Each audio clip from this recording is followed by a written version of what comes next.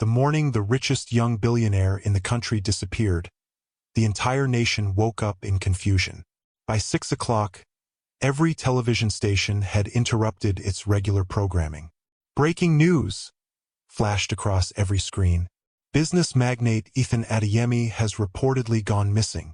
The news spread like wildfire. People gathered around televisions in restaurants, hotels, airports, shopping malls, and roadside kiosks. Social media exploded within minutes. Some believed he had been kidnapped. Others claimed political enemies had taken him. A few insisted it was all a publicity stunt before the launch of another billion-dollar investment. Nobody knew the truth, not even his own employees. Inside the magnificent headquarters of Adeyemi Global Holdings in Lagos, hundreds of workers stood in silence. The 50-story glass skyscraper had always been a place filled with confidence and activity. Today, fear hung in the air. Executives hurried from one meeting room to another. Secretaries whispered nervously. Lawyers carried thick files through the polished marble hallways. Nobody had seen their chairman since the previous evening. The only thing Ethan had left behind was a handwritten letter inside a sealed envelope. It had been addressed to the board of directors. When the chairman of the board finally opened it, everyone leaned forward. The letter contained only a few lines. "I am safe. Do not search for me. Continue operating the company exactly as planned. Every decision I have prepared for the next 6 months has already been programmed. Trust the process. I will return when the time is right." Ethan Adeyemi. Silence filled the room. One director slammed his hand on the table. "This is madness." Another shook his head. "Shouldn't we inform the government? The police are already involved. What if someone forced him to write this?"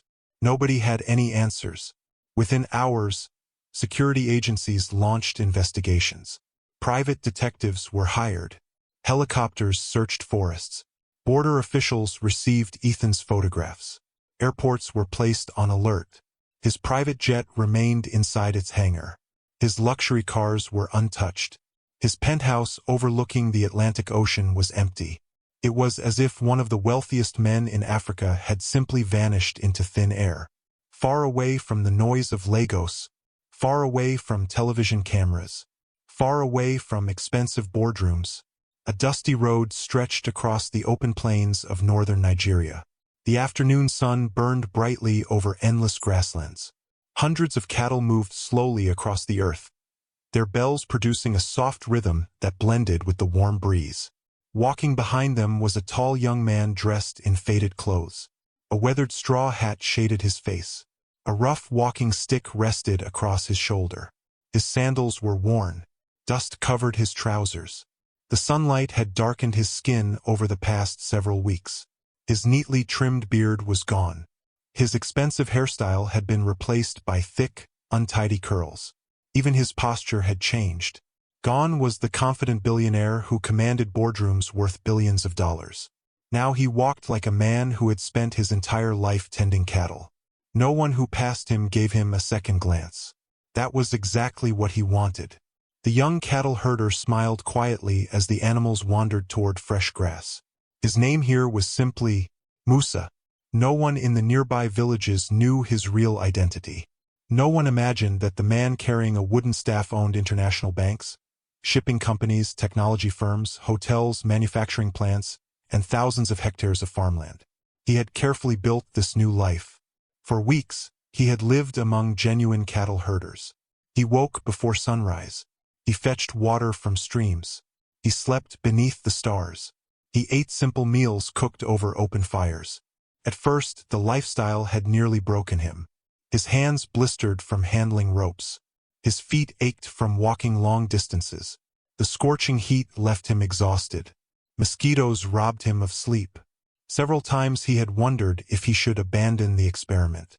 But every difficult day reminded him why he had come. Money had made his life comfortable. It had also made it lonely. 3 years earlier, Ethan had proposed to a woman he believed loved him. 1 week before their wedding, she secretly negotiated with journalists to sell exclusive photographs of their private ceremony for millions of naira. When confronted, she had laughed.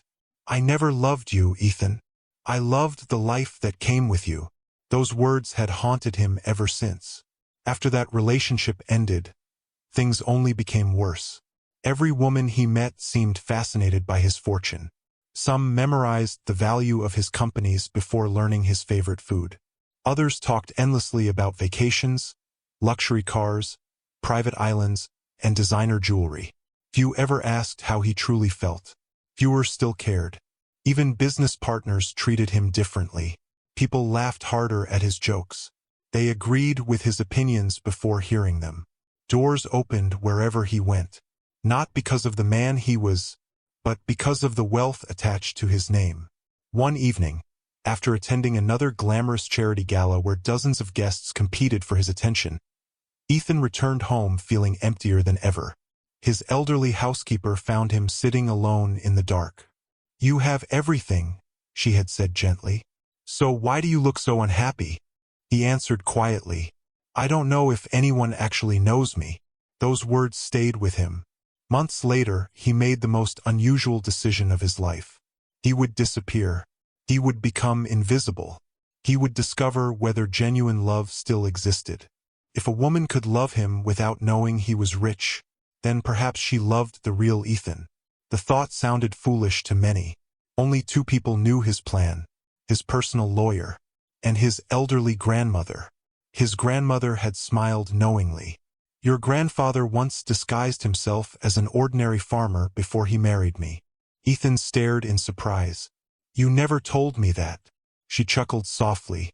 "Some lessons must be discovered, not taught." Now, weeks into his new life, Ethan finally understood something. The poor often laughed more freely than the wealthy. Children played without expensive toys.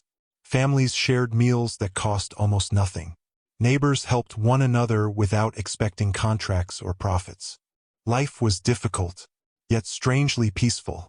As the afternoon sun began sinking lower, Ethan guided the cattle toward another patch of green grass. He stopped beneath a large acacia tree and wiped sweat from his forehead. One stubborn brown cow suddenly wandered away from the herd. He sighed. "Not again." Before he could stop it, three more followed. The animals squeezed through a broken wooden fence. Ethan hurried after them. "No, no, come back." But the cattle ignored him. They marched confidently into a lush vegetable farm. Fresh tomatoes, green peppers, maize, beans. Within seconds, the animals began eating everything in sight. Ethan's eyes widened. "Oh no!" He rushed forward, waving his stick. "Move! Move!" The cows barely noticed him. Then a loud voice echoed across the farm. "Hey!" The voice was sharp, angry, determined. Ethan turned. A young woman was running toward him as fast as she could. She carried a long stick in one hand.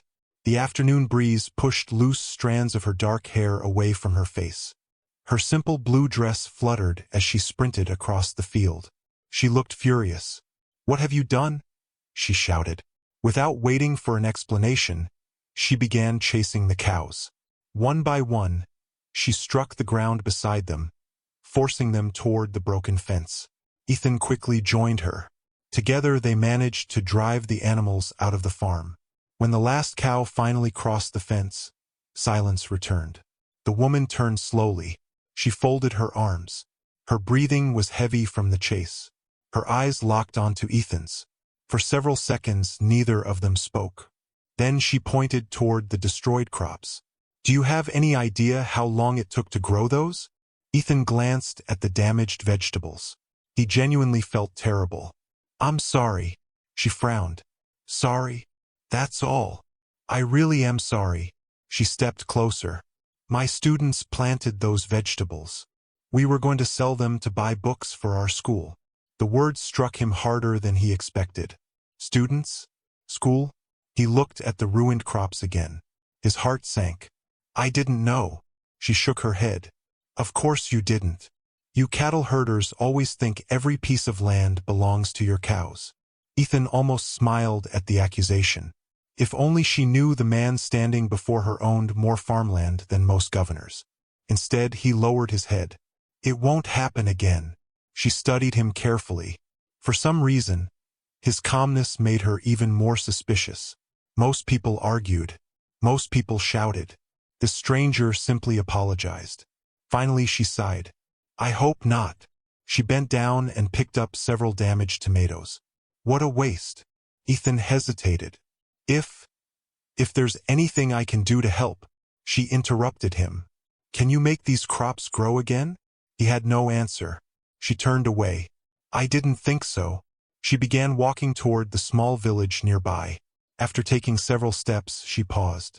Without looking back, she said quietly, next time, watch your cattle. Then she continued walking until she disappeared behind a row of mango trees. Ethan stood motionless. For the first time in years, someone had scolded him without fear, without trying to impress him, without asking for money, without knowing his name. A slow smile spread across his face. He looked toward the path where she had vanished. Interesting, he murmured. Very few people had ever dared speak to Ethan Adeyemi like that. Yet somehow, he wasn't offended. He was fascinated. Unknown to both of them, that brief encounter beside a ruined vegetable farm had just changed the course of two lives forever. Neither Ethan nor the fiery schoolteacher could have imagined that fate had quietly begun weaving together a story that would test love, loyalty, sacrifice, and the true meaning of wealth. Their journey had only just begun. The following morning, the village woke to the familiar sounds of roosters crowing, goats bleating, and women sweeping the compounds before sunrise. A cool breeze drifted through the narrow footpaths, carrying the scent of damp earth from the previous night's light rain. Children hurried toward the village well with yellow jerrycans balanced on their heads while farmers prepared their tools for another long day in the fields. Inside a modest mud-brick house with a rusted zinc roof, Zara Bello was already awake. She knelt beside a charcoal stove, gently stirring a pot of millet porridge. Across the room, her mother, Hajia Mariam, folded a worn prayer mat after finishing her morning prayers. You've been quiet since yesterday, her mother observed. Zara smiled faintly without looking up. I'm just thinking. About the cattle herder? Zara paused for a moment before laughing softly. Why would I think about him? You came home talking about him. I only told you he let his cows destroy the school garden. Her mother chuckled. But you also said he apologized. Yes. And nothing. He looked different. Her mother raised an eyebrow. Different how? Zara searched for the right words. I've argued with many cattle herders before. Most of them become angry or try to blame someone else. This one didn't. He simply admitted he was wrong. Her mother smiled knowingly. Humility is rare. Zara shrugged. Perhaps. She placed 2 bowls of porridge on the small wooden table. I still hope I never see him again. Her mother laughed quietly. Sometimes God has other plans. After breakfast, Zara walked toward the village primary school carrying a stack of exercise books beneath one arm. The school consisted of 6 simple classrooms built from cement blocks. The paint had faded years ago. Several windows had no glass. Wooden desks were old and uneven. Yet every morning the children arrived with bright smiles and eager hearts. As Zara entered her classroom, 35 pupils stood immediately. Good morning, Teacher Zara. She smiled warmly. Good morning, everyone. Please sit. The children obeyed. Before beginning the lesson, she looked toward the corner where gardening tools usually stood. The broken hose reminded her of the destroyed vegetable farm. Those vegetables had been more than a school project. For months, the pupils had carefully watered every plant. They planned to sell the harvest at the village market. The money would buy new textbooks because many students still shared one book among 4 children. Now much of that effort had disappeared beneath hungry cattle. One little girl raised her hand. Teacher. Yes, Aisha? Will we still buy the new books? Several children looked at Zara hopefully. She forced herself to smile. We'll find another way. Children accepted her answer. Adults would have heard the uncertainty hidden inside it. During lunchtime, Zara sat beneath a large neem tree with another teacher named Daniel. Daniel had taught mathematics in the village for nearly 10 years. He noticed she seemed distracted. "You're unusually quiet today." "I'm fine. You've said 3 words in 10 minutes. She laughed. "I've just been thinking about the school garden." Daniel sighed. "That was unfortunate." "I know." After a brief silence, he spoke again. "My cousin visited from Abuja yesterday." "Oh." He said the whole country is still searching for billionaire Ethan Adeyemi. Zara barely reacted. "I heard. They're offering a huge reward for useful information. I hope they find him." Daniel studied her face. "You don't sound interested." She looked at him calmly. "Should I be?" "He owns hundreds of companies." "So?" "He creates thousands of jobs." "So?" Daniel smiled. "You really dislike rich people." "I dislike people who think money makes them better than everyone else." Daniel nodded slowly. "I suppose that's fair." He knew better than to continue the conversation. Everyone in the village knew what had happened to Zara's family years ago. When Zara was only 15, her father had owned one of the largest grain farms in the region. He was respected throughout neighboring villages. Though they were not wealthy, they lived comfortably. Her father believed education could change lives. Every harvest season, he paid school fees for children whose parents could not afford them. He often said, "Money comes and goes, but kindness stays." One year, a wealthy businessman from the city arrived. His name was Alhaji Bashir. He promised to partner with local farmers.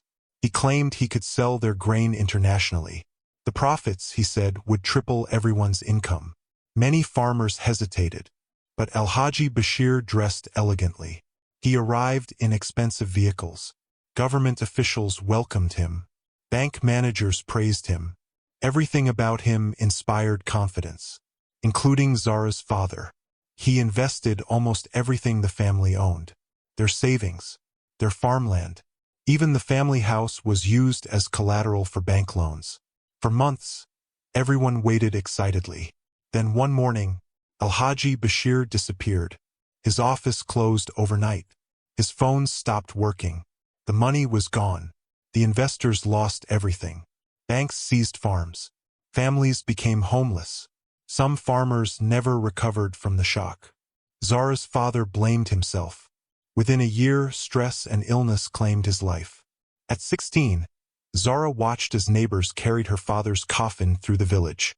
She remembered her mother crying until her voice disappeared. She remembered sleeping hungry. She remembered leaving school because they could no longer pay the fees. Eventually, scholarships and determination allowed her to return. She studied harder than anyone else. Years later, she became the village's youngest teacher. From that day onward, she made herself one promise. She would never trust a wealthy man. Never. Late that afternoon, Ethan guided his cattle toward the river. He couldn't stop thinking about the young teacher. He replayed every word she had spoken. "My students planted those vegetables." Her disappointment had been genuine. He sighed. "I owe her." An elderly cattle herder walking beside him noticed his expression. "What troubles you, Musa?" "I damaged someone's farm yesterday." The old man laughed. "So that's why you've been quiet." "It happens." "It shouldn't." The old man looked at him carefully. "You speak differently from most of us." Ethan smiled. "My father believed everyone should learn proper grammar." "Your father must have been educated." "He was." The old man nodded thoughtfully but asked no further questions. Everyone had a past. Some stories were better left untold. That evening, Ethan quietly left the camp after sunset. Without telling anyone, he walked toward the village school. The compound was empty. Moonlight illuminated the damaged vegetable garden. He crouched beside the broken rows of tomatoes. His heart tightened. The destruction looked worse than he remembered. He carefully examined the fence. Most of the damage had come from one section where several wooden posts had collapsed. If this had been repaired, he whispered to himself, the cows would never have entered. The following morning, before sunrise, Ethan borrowed tools from another herder. For nearly 3 hours, he repaired the broken fence by himself. He replaced damaged posts, tied fresh ropes, strengthened weak sections with thick branches. When he finally finished, sweat covered his face. He quietly walked away before anyone arrived. Later that morning, Zara approached the school carrying another bundle of books. She stopped suddenly. The fence had been completely repaired. She looked around in confusion. Who did this? Daniel examined the fresh wooden posts. This wasn't here yesterday. The village watchman approached. I saw someone working here before dawn. Who? A young cattle herder, wearing a straw hat. Zara immediately knew. It was him. She remained silent for several moments. Daniel smiled. Perhaps he truly was sorry. She crossed her arms. Repairing a fence doesn't replace the crops. No, but it prevents another accident. She wanted to remain angry. Instead, she found herself smiling ever so slightly. Several hundred kilometers away, inside Adeyemi Global Holdings headquarters, tension continued to rise. Board members struggled to answer endless questions from investors and journalists. Outside the building, television cameras lined the entrance. Police officers questioned employees. Inside a private office, Ethan's cousin, Victor Lawson, stared at a framed photograph of Ethan. His expression remained unreadable. A lawyer entered quietly. We've searched all his known properties. And nothing. Victor turned toward the window. What about private investigators? They've found no trace. Victor smiled. Interesting. Very interesting. The lawyer hesitated. Sir, should we be worried? Victor slowly shook his head. No. If Ethan truly wanted to disappear, he planned this carefully. He picked up a file containing company ownership documents. For now, we wait. But hidden beneath his calm voice was a dangerous thought. If Ethan stayed missing long enough, control of the business empire might eventually shift. And Victor had no intention of letting that opportunity slip away. Far away in the quiet village, Ethan finished watering the cattle before glancing toward the distant school. He could just make out Zara standing beneath the neem tree, laughing with her pupils. For reasons he could not explain, seeing her smile made him smile too. He had come to the village hoping to discover whether genuine love still existed. What he did not realize was that the woman who had already begun occupying his thoughts had built an iron wall around her heart. A wall constructed from betrayal, poverty, and painful memories. Winning Zara's trust would prove far more difficult than hiding the truth about who he really was. And neither of them knew that forces beyond the village had already begun moving. The search for the missing billionaire was becoming more desperate with each passing day. Sooner or later, the peaceful life Ethan had created would begin to unravel. 3 days passed after the fence at the village school was repaired. Although no one ever admitted responsibility, everyone in the village seemed to know who had done it. The young cattle herder fixed it, the women whispered at the market. I heard he worked before sunrise, an elderly farmer told his friends beneath the old baobab tree. He didn't even wait for anyone to thank him. Every version of the story reached Zara's ears. She never commented, but each time she passed the sturdy new fence surrounding the school garden, she found herself thinking about the quiet young man called Musa. There was something unusual about him. He didn't argue. He didn't boast. He didn't behave like someone trying to impress anyone. He simply did what was right and walked away. That bothered her more than she cared to admit. Life in the village settled back into its peaceful rhythm. At sunrise, farmers headed to their fields with hoes resting on their shoulders. Women gathered around the village well, laughing as they filled buckets with water. Children chased one another through dusty footpaths before school began. Goats wandered freely between mud houses. The aroma of fresh bread drifted from a tiny roadside bakery. For Ethan, each morning began long before the sun appeared. He woke to the soft ringing of cowbells and the distant call to prayer. After washing at the nearby stream, he joined the other herders as they prepared to move the cattle toward greener pastures. His hands had grown rough from weeks of work. The blisters that once covered his palms had become calluses. His shoulders no longer ached from carrying heavy water containers. He had begun to adapt. One morning, as the cattle crossed an open field, An elderly herder named Baba Sool smiled at him. "You've changed." Ethan looked up. "In what way?" "When you first arrived, you walked like a man afraid of dirt." The other herders laughed. Ethan laughed with them. "I suppose I did. Now look at you. You even argue with stubborn cows." Everyone burst into laughter again. Ethan shook his head. "I still lose those arguments." Baba Sool rested a hand on his shoulder. "That's because cows never admit they're wrong." The group laughed so loudly that several birds flew from a nearby tree.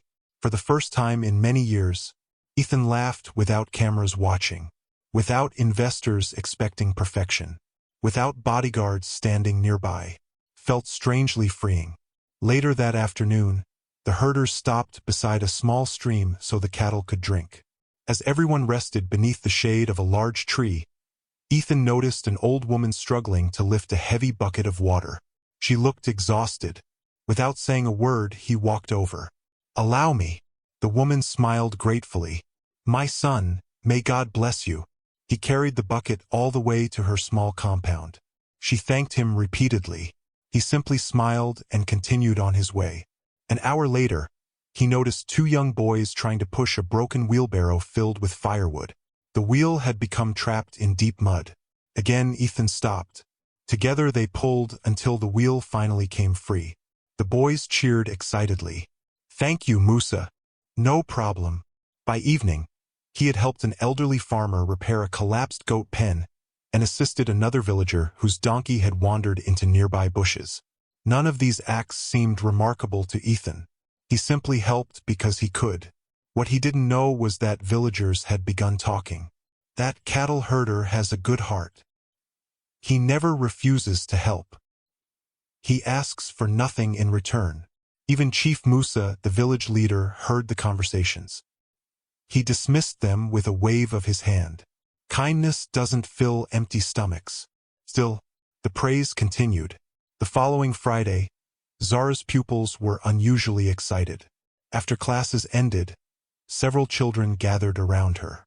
"Teacher Zara, can we still visit the river tomorrow?" She smiled. "If your parents agree. We want to collect stones for our art project." "I'll speak to them." The children cheered. As they ran home, one little boy suddenly stopped. "Teacher." "Yes." "Musa said he can help us carry the heavy baskets." Zara blinked. "Musa, the cattleman.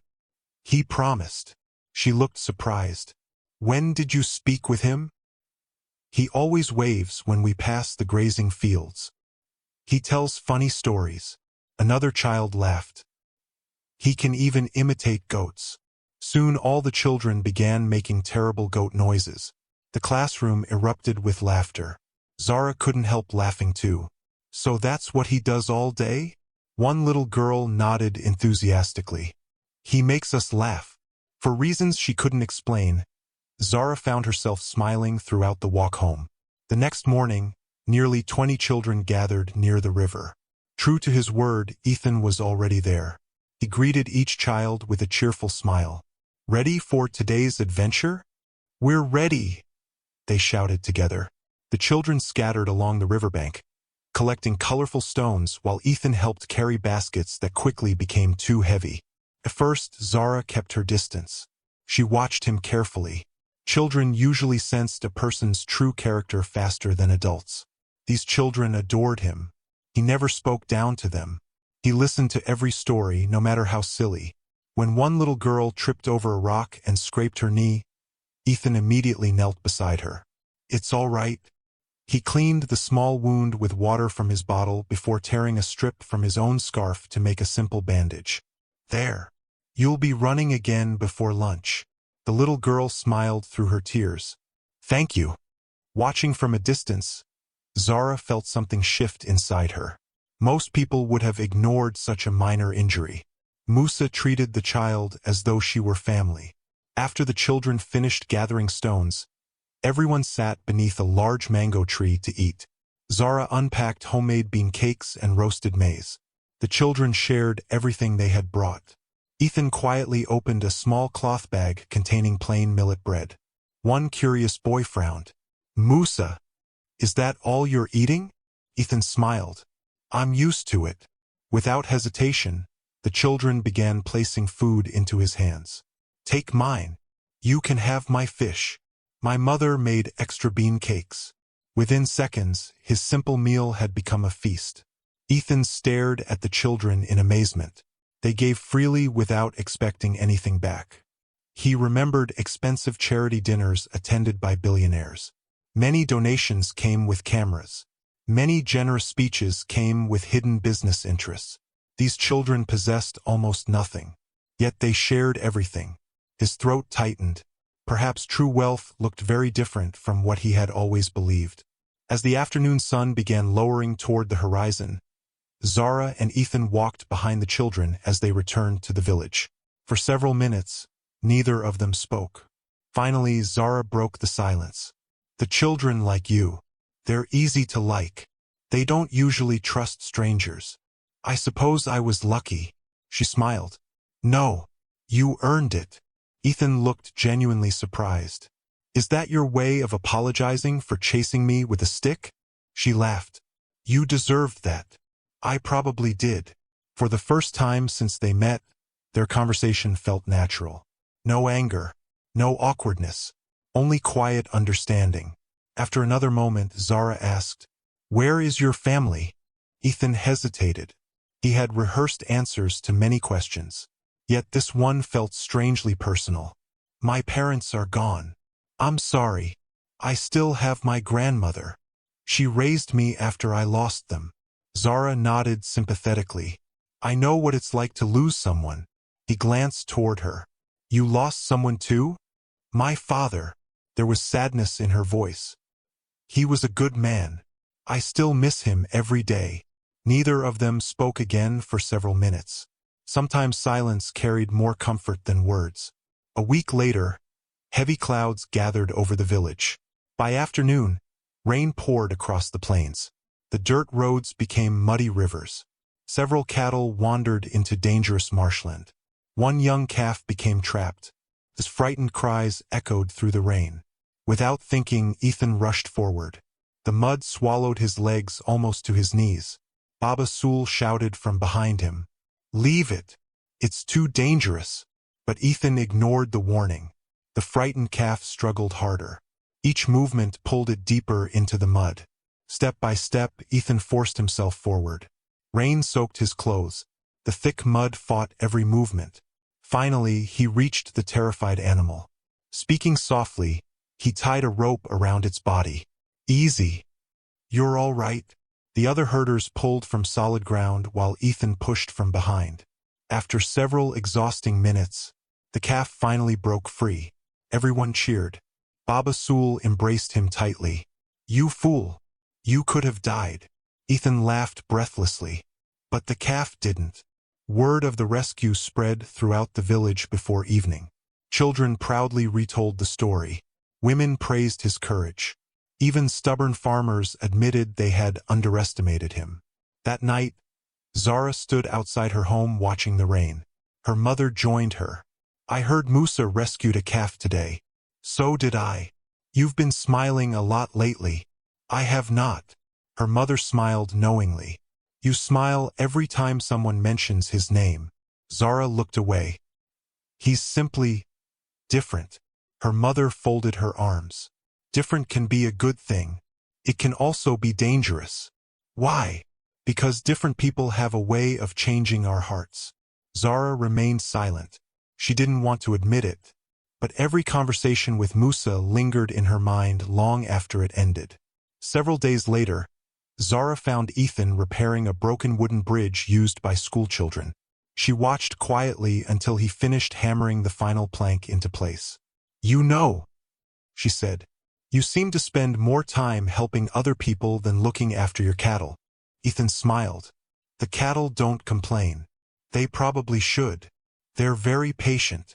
She laughed softly. I've noticed. After a brief silence, she looked at him curiously.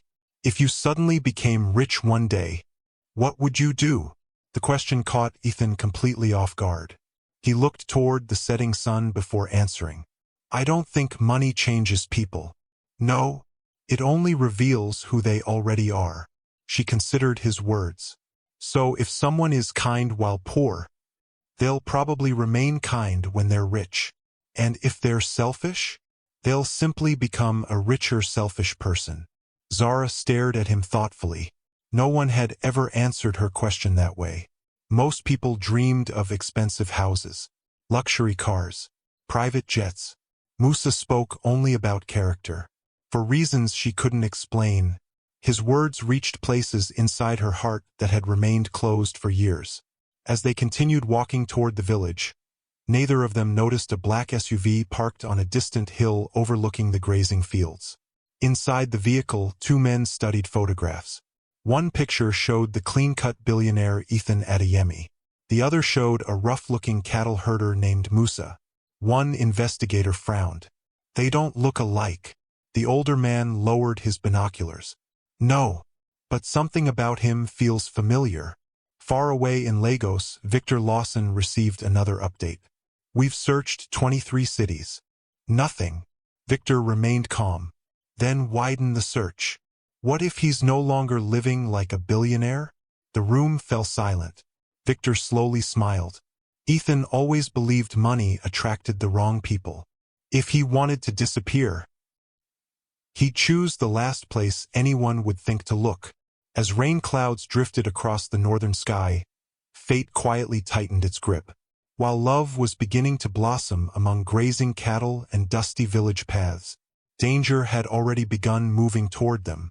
Neither Ethan nor Zara had any idea that their peaceful days together were slowly running out. The first rays of sunlight crept over the village as the rhythmic sound of a talking drum echoed through the dusty streets. Boom, boom, boom. The village messenger walked from one compound to another, striking the drum while calling loudly. "Everyone is to gather at the village square before noon. The chief has an important announcement." Curious villagers emerged from their homes. Some wondered if bandits had been sighted nearby. Others guessed that government officials were coming to inspect the community. Children followed the messenger, laughing as they tried to imitate the deep sound of his drum. By mid-morning, nearly everyone had gathered beneath the ancient baobab tree in the center of the village. Women sat together beneath colorful umbrellas. Farmers leaned on their hoes. Young men stood in small groups, whispering among themselves. Even Ethan, dressed in his worn clothes and carrying his familiar walking stick, stood quietly near the back of the crowd with several other cattle herders. He preferred remaining unnoticed. From where he stood, he could see Zara helping a few elderly women find seats. She looked beautiful in a simple green dress with a white scarf neatly wrapped around her head. She smiled warmly at everyone she greeted. Ethan caught himself staring. He quickly looked away. Baba Sul noticed. The old herder chuckled. "You're looking in one direction a lot these days." Ethan pretended not to understand. "What direction?" "The one where teacher Zara is standing." The other herders laughed. Ethan rubbed the back of his neck. "I was only looking at the crowd." Baba Sul grinned. "Of course you were." Before Ethan could answer, a loud voice silenced the gathering. Chief Musa arrived. The village leader was a broad-shouldered man in his late 60s with a neatly trimmed gray beard. He wore an expensive embroidered robe and carried an ivory walking staff that symbolized his authority. Behind him walked his only son, Idris. Unlike his father, Idris wore designer sunglasses, polished leather shoes, and a wristwatch that sparkled under the sun. He carried himself with the confidence of someone who believed money could solve every problem. Many villagers greeted the chief respectfully. Few greeted Idris with genuine warmth. He was known throughout the village for his arrogance. He rarely greeted people unless they greeted him first. He laughed at poor farmers. He often mocked children for wearing torn clothes. More than once, he had tried to impress Zara with expensive gifts. Each attempt had failed. Chief Musa raised both hands. "My people." The murmuring stopped immediately. "I have called you here to share joyful news." He smiled proudly. "My son Idris has finally decided to marry." Several women applauded politely. Idris smiled as though the entire event existed solely to celebrate him. The chief continued. "After much thought, Our family has chosen the woman who will become our daughter. Ethan glanced toward Zara. For reasons he could not explain, a strange feeling settled in his chest. Chief Musa stretched out one arm. The chosen woman is Zara Bello. The entire square fell silent. Every head turned toward Zara. She stood frozen. The smile disappeared from her face. Even the birds perched in the nearby tree seemed unusually quiet. Idris smiled confidently before stepping closer to her. He spoke loudly enough for everyone to hear. Congratulations. You'll make a wonderful wife. Zara stared at him in disbelief. I beg your pardon? Chief Musa laughed. My daughter, there is no need to be shy. The families will begin preparations immediately. Finally finding her voice, Zara shook her head. There must be some mistake. There is no mistake. I never agreed to this. Several villagers exchanged uneasy glances. The chief's smile faded slightly. You are of marriageable age. So is my son. Our families have discussed this matter. Zara looked toward her mother, who sat among the women. Hajia Mariam looked just as shocked as everyone else. She slowly stood. Chief Musa, I have never agreed to this marriage. The chief's expression hardened. You didn't refuse either. I was never asked. A tense silence settled over the square. Idris stepped forward again. Teacher Zara, you should be honored. There are many women who wish to marry me. Without hesitation, Zara answered. Then marry one of them. A loud gasp spread through the crowd. No one had ever rejected Idris so publicly. His smile disappeared instantly. What did you say? I said, find someone who actually wants to marry you. Several villagers lowered their heads to hide their smiles. Idris's face turned red with embarrassment. Chief Musa struck his staff against the ground. Enough! His booming voice echoed through the square. You forget who you're speaking to. Zara stood calmly. No, Chief. I remember exactly who I'm speaking to. But respect cannot force love. The chief narrowed his eyes. You dare embarrass my family before the whole village? I only spoke the truth. Ethan watched every word with growing admiration. Most people would have surrendered under such pressure. Zara refused to compromise her principles. Chief Musa folded his arms. If you reject this marriage, your mother will lose the land your house stands on. The crowd erupted into whispers. Everyone knew the land technically belonged to the chief's family. Years earlier, after Zara's father died, Chief Musa had allowed the widow and her daughter to remain there. Now he intended to use that generosity as a weapon. Hajia Mariam looked horrified. Our home. Chief Musa nodded coldly. You have 1 week. If Zara refuses my son, you will leave. The announcement struck Zara like a physical blow. That small house held every memory of her father. It was the only place she had ever truly called home. Without another word, Chief Musa turned and walked away. Idris followed, glaring at Zara before disappearing into the crowd. Within minutes, the village square emptied. Groups of people whispered quietly as they returned to their homes. Some sympathized with Zara. Others feared challenging the chief's authority. Ethan remained standing beneath the baobab tree long after everyone else had left. Baba Sul sighed. That girl is in trouble. Ethan looked toward Zara, who was slowly walking home beside her mother. There must be something we can do. The old man shook his head. The chief owns most of the surrounding land. People fear him. Ethan remained silent. He had solved problems worth billions of naira. He had negotiated international business deals. Yet standing here as Musa, the poor cattle herder, he possessed no visible power. Or so everyone believed. That evening, Zara sat quietly outside her home. The sky glowed orange as the sun disappeared behind distant hills. Her mother placed 2 cups of hot tea on a wooden stool. Neither woman touched them. After several minutes, Hajia Mariam spoke softly. I'm sorry. Zara looked surprised. For what? I should have protected you. You have. No. If I had been stronger after your father's death, we would own our own land. Zara reached across the table and held her mother's hand. Don't blame yourself. We survived. That's what matters. Tears filled her mother's eyes. But where will we go if we're forced to leave? For the first time that day, Zara had no answer. The following morning, Ethan couldn't stop thinking about the threat. He led the cattle toward the grazing fields, but his thoughts remained fixed on Zara. Finally, Baba Sul noticed. You've counted the same cow 3 times. Ethan sighed. I've been distracted. By teacher Zara. Ethan smiled weakly.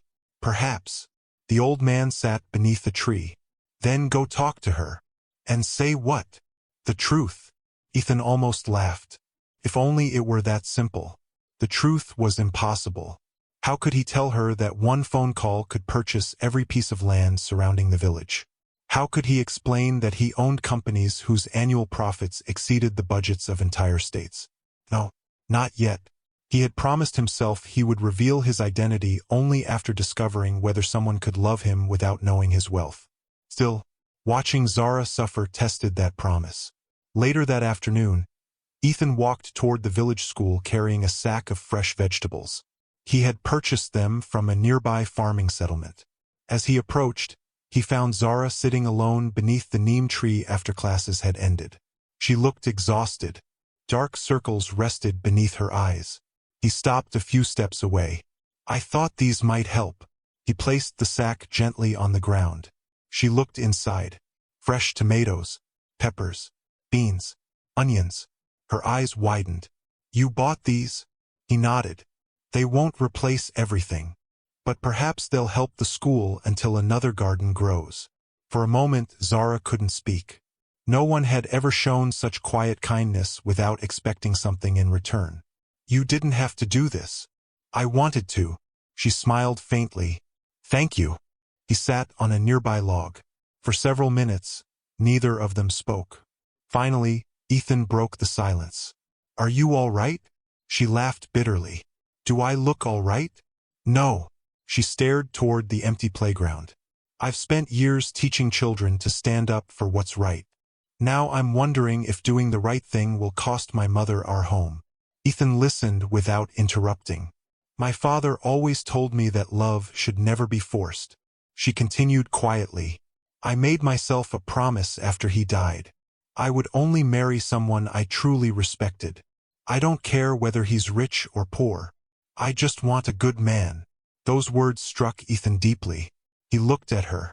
What if doing the right thing becomes difficult? She smiled sadly. It already has. He wanted to tell her everything. He wanted to say, I can protect you. I can end this with a single phone call. Instead, he simply said, You won't face it alone. She looked at him curiously. What do you mean? As long as I'm here, I'll help however I can. She smiled, touched by the sincerity in his voice. You don't even know me very well. I know enough. Those simple words warmed her heart more than she expected. Far away in Abuja, inside a luxury hotel suite, 2 private investigators spread dozens of photographs across a large table. Most showed villages throughout northern Nigeria. One investigator pointed to a blurry image taken with a long camera lens. A young cattle herder stood beside a river helping children carry baskets. The second investigator frowned. Zoom in. The image became clearer. The man's beard was gone. His skin appeared darker. His clothes were worn. Yet there was something familiar about the way he stood. The investigator reached into his briefcase and removed another photograph. It showed billionaire Ethan Adeyemi speaking at an international business conference 6 months earlier. He placed both photographs side by side. For several long seconds, neither man spoke. Finally, the older investigator whispered, It can't be. The younger man looked again. The eyes. They're exactly the same. He immediately picked up his phone. I think we've found him.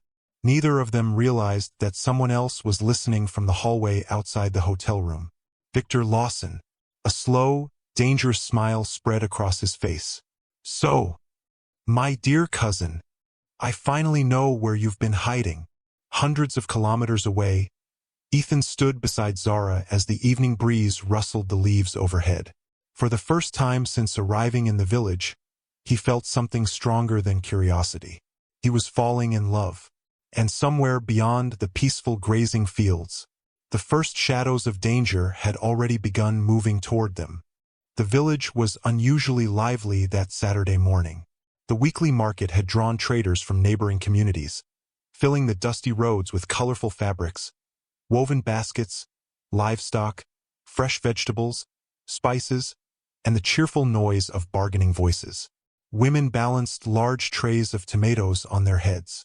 Young boys pushed wheelbarrows loaded with yams. Goats wandered carelessly between stalls while chickens darted through the crowd, narrowly escaping curious children. The aroma of roasted corn, grilled meat, and freshly fried bean cakes filled the warm air. For most villagers, market day was a chance to earn money. For Ethan, it was another opportunity to blend in. With a rope tied loosely around 2 healthy cows, he walked slowly through the crowded marketplace, exchanging greetings with familiar faces. "Good morning, Musa." "Morning, Baba Ibrahim." "How are the cattle today?" "They're eating better than I am." The old man laughed heartily. "You always have a joke ready." Ethan smiled. He had grown fond of these simple conversations. No one asked about stock prices. No one wanted investment advice. No one tried to impress him. People simply treated him like another member of the community. It was a feeling he never wanted to lose. Across the market square, Zara arranged notebooks and handmade baskets on a small wooden table. The village women often sold crafts to raise extra money for the school, and today was no different. She looked up just as Ethan approached. "You brought the cows to market? I was hoping one of them might finally become rich and buy me a house." She laughed. "I don't think cows carry money." "You'd be surprised." "I would." For a brief moment, they simply smiled at each other. Their conversations had become easier during the past week. Neither of them noticed that several women selling vegetables nearby exchanged knowing glances. One elderly woman whispered to another, "They look good together." The second woman nodded. Even the way they smile has changed. The gossip spread quickly through the market. By noon, half the village had begun quietly wondering whether the humble cattle herder and the schoolteacher were slowly falling in love. Not everyone was pleased. From the balcony of a newly painted building overlooking the market, Idris watched them with growing irritation. His expensive sunglasses hid the anger burning in his eyes. Beside him stood his closest friend, Suleiman. "I don't understand her," Idris muttered. "She's talking to that poor cattle herder as if he's someone important." Suleiman shrugged. "People like him because he helps everyone. I don't care why they like him. I care that she's smiling." Idris gripped the balcony railing tightly. "She has never smiled at me like that." Suleiman looked uneasy. "What are you going to do?" Idris's lips curled into a cold smile. "If she won't accept kindness, perhaps she'll respond to pressure." Meanwhile, nearly 300 kilometers away, a white SUV sped along the highway toward the village. Inside sat a woman in her early 30s with shoulder-length black hair tucked beneath a simple scarf. She wore plain clothes instead of the elegant suits she was known for in television studios. Her name was Grace Okonkwo, one of the country's most respected investigative journalists. 5 years earlier, she had interviewed Ethan Adeyemi after he donated billions of naira toward educational scholarships. Unlike many reporters, Grace had spent nearly 3 hours speaking with him.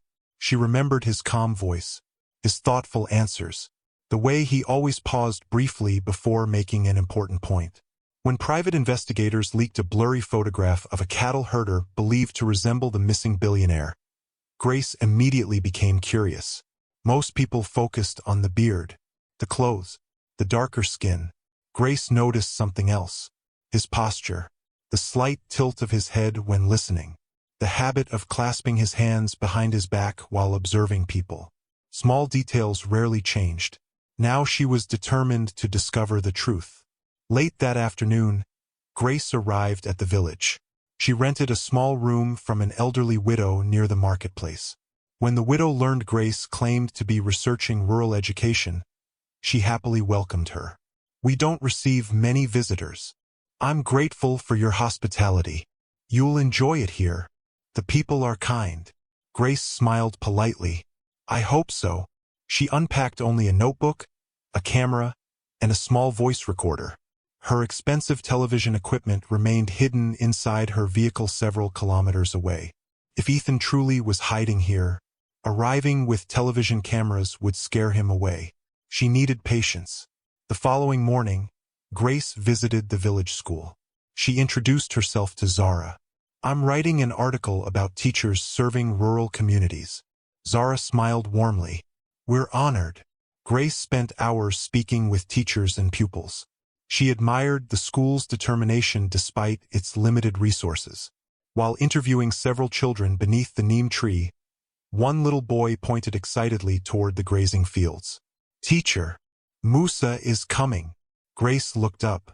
A young cattle herder approached carrying 2 large water containers balanced across his shoulders. He walked confidently despite the heavy load. His clothes were faded. Dust covered his sandals. His beard was uneven. Nothing about him resembled photographs of billionaire Ethan Adeyemi. Yet, the moment he greeted everyone, Grace froze. Good afternoon. His voice. She had heard it before. Years ago, inside a luxury conference hall. She stared at him carefully. He placed the water containers beside the school kitchen before smiling politely. Good afternoon. Grace answered automatically. Good afternoon. Their eyes met for only a second. Ethan felt nothing unusual. To him, she was simply another visitor. But Grace's heartbeat quickened. Impossible. Could a person's appearance change so dramatically? Yes. Could their voice remain almost identical? Also yes. She forced herself to remain calm. If she reacted too quickly, she might lose her chance to uncover the truth. After lunch, Grace wandered through the village taking photographs. She deliberately passed the grazing fields where Ethan and the other herders rested beneath a large tree. She smiled politely. May I take a few pictures for my article? Baba Sool nodded happily. Of course.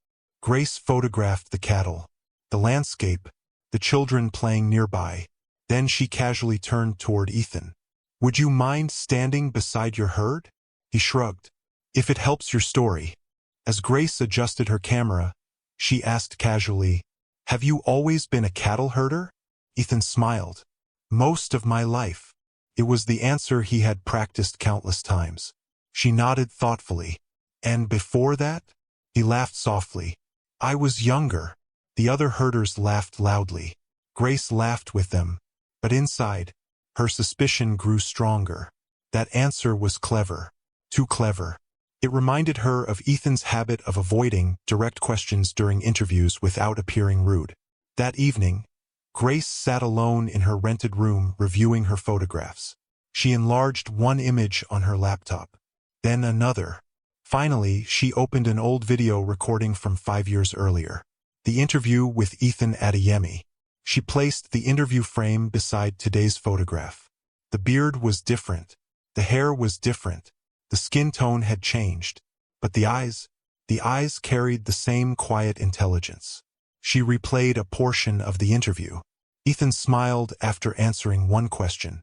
Grace immediately compared it with a photograph she had secretly taken that afternoon.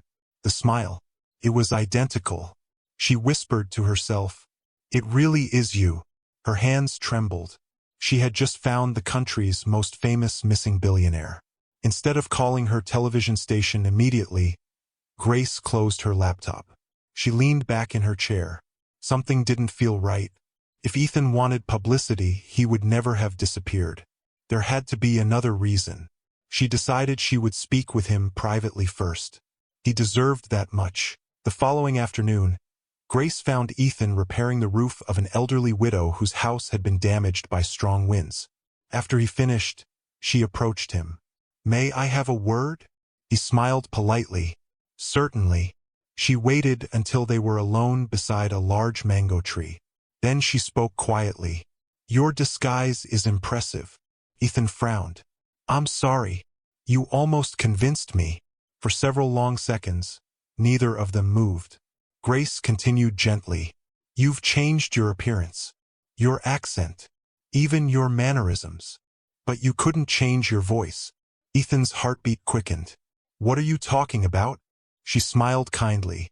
Ethan Adeyemi. Silence. The afternoon breeze rustled the tree above them. Birds chirped in the distance. Ethan stared at her. His mind raced through dozens of possibilities. Who was she? How much did she know? Finally, she reached into her handbag and removed an old press identification card. Grace Okonkwo, investigative correspondent. Memory flashed across Ethan's mind. A scholarship event. Television cameras. An interview that lasted several hours. He remembered her. You. She nodded. I knew I recognized your voice. Ethan sighed deeply. I suppose my secret is over. Not necessarily. He looked at her in surprise. I'm not here to expose you. You aren't. She shook her head. I want to understand. For the next hour, Ethan told her everything. Not every detail, but enough. He spoke about loneliness, about people chasing his money instead of his heart, about wanting to discover whether genuine love still existed. Grace listened without interrupting. When he finished, she smiled sadly. I spent years reporting on powerful people. Most chase more wealth.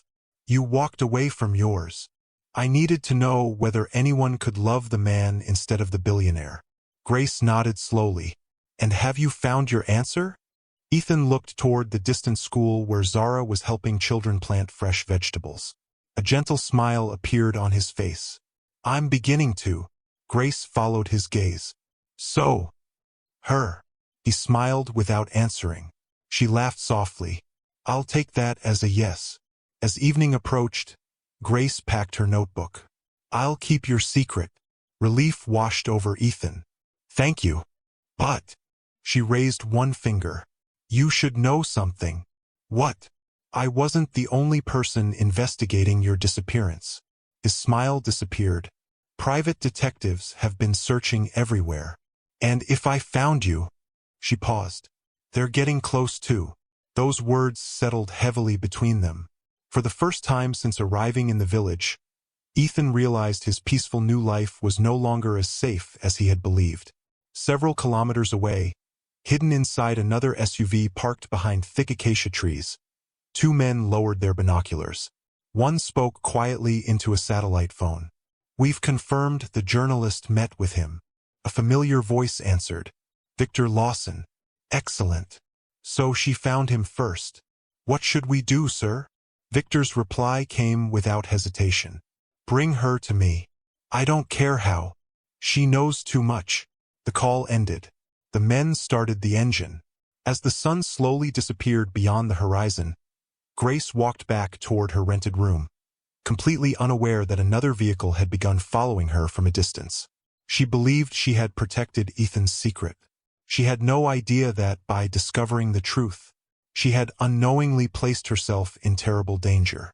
And somewhere beyond the quiet village roads, Victor Lawson smiled to himself. The game had finally begun. The village slept peacefully beneath a blanket of stars.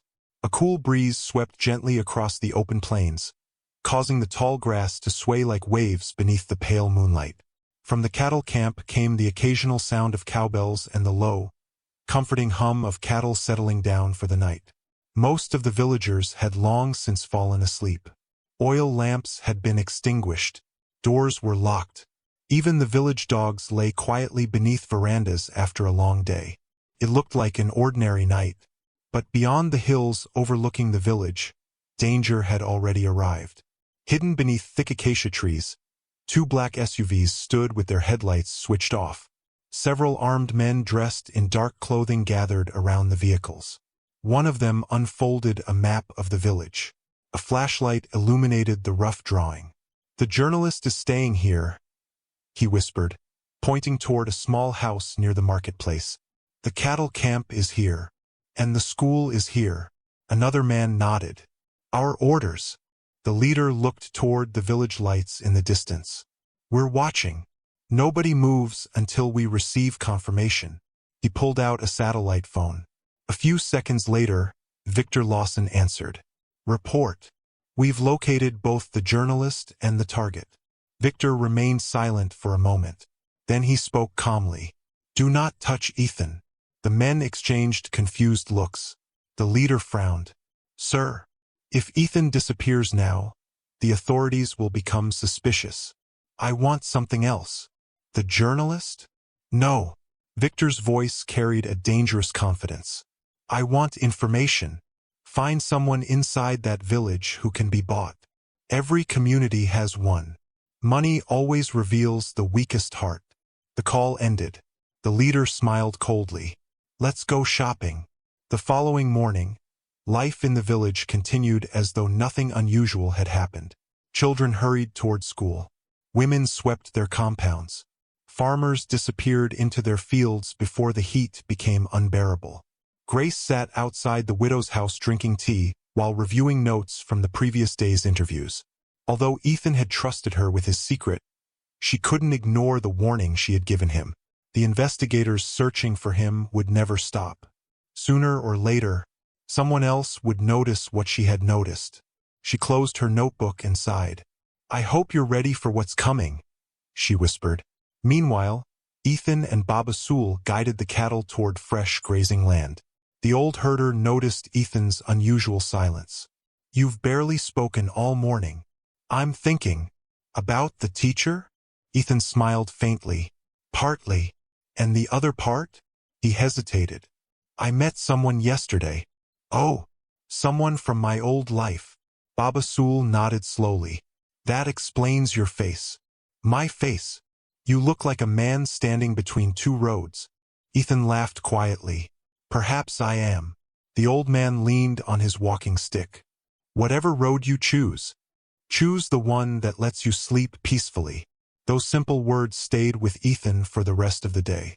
Not far away, Zara was helping her pupils prepare for the village literacy competition. The classroom echoed with excited voices as children practiced reading aloud. One little boy stumbled over a difficult sentence. The other children giggled. Before Zara could correct him, a familiar voice spoke from the doorway. "Take your time." Even the strongest runners learned to walk first. The children turned immediately. "Musa!" They rushed toward him. Ethan laughed as several pupils surrounded him. "I only came to return the gardening tools." "You have perfect timing," Zara said. "We're practicing reading." "Oh," she smiled. "Would you like to hear them?" "I'd be honored." For the next 30 minutes, Ethan listened patiently as each child stood before the class to read. Whenever someone struggled, he encouraged them instead of correcting them harshly. "Very good. Try that sentence again. You almost got it." The children's confidence grew with every smile he gave them.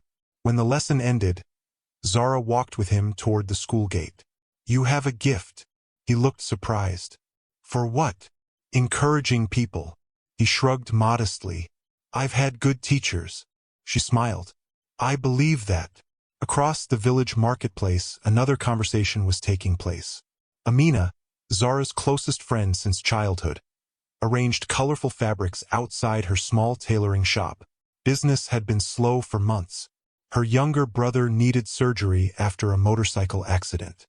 Hospital bills continued to grow. Every day, creditors visited her shop demanding payment. She had sold nearly everything she owned. Still, it wasn't enough. As she finished serving a customer, a neatly dressed stranger approached.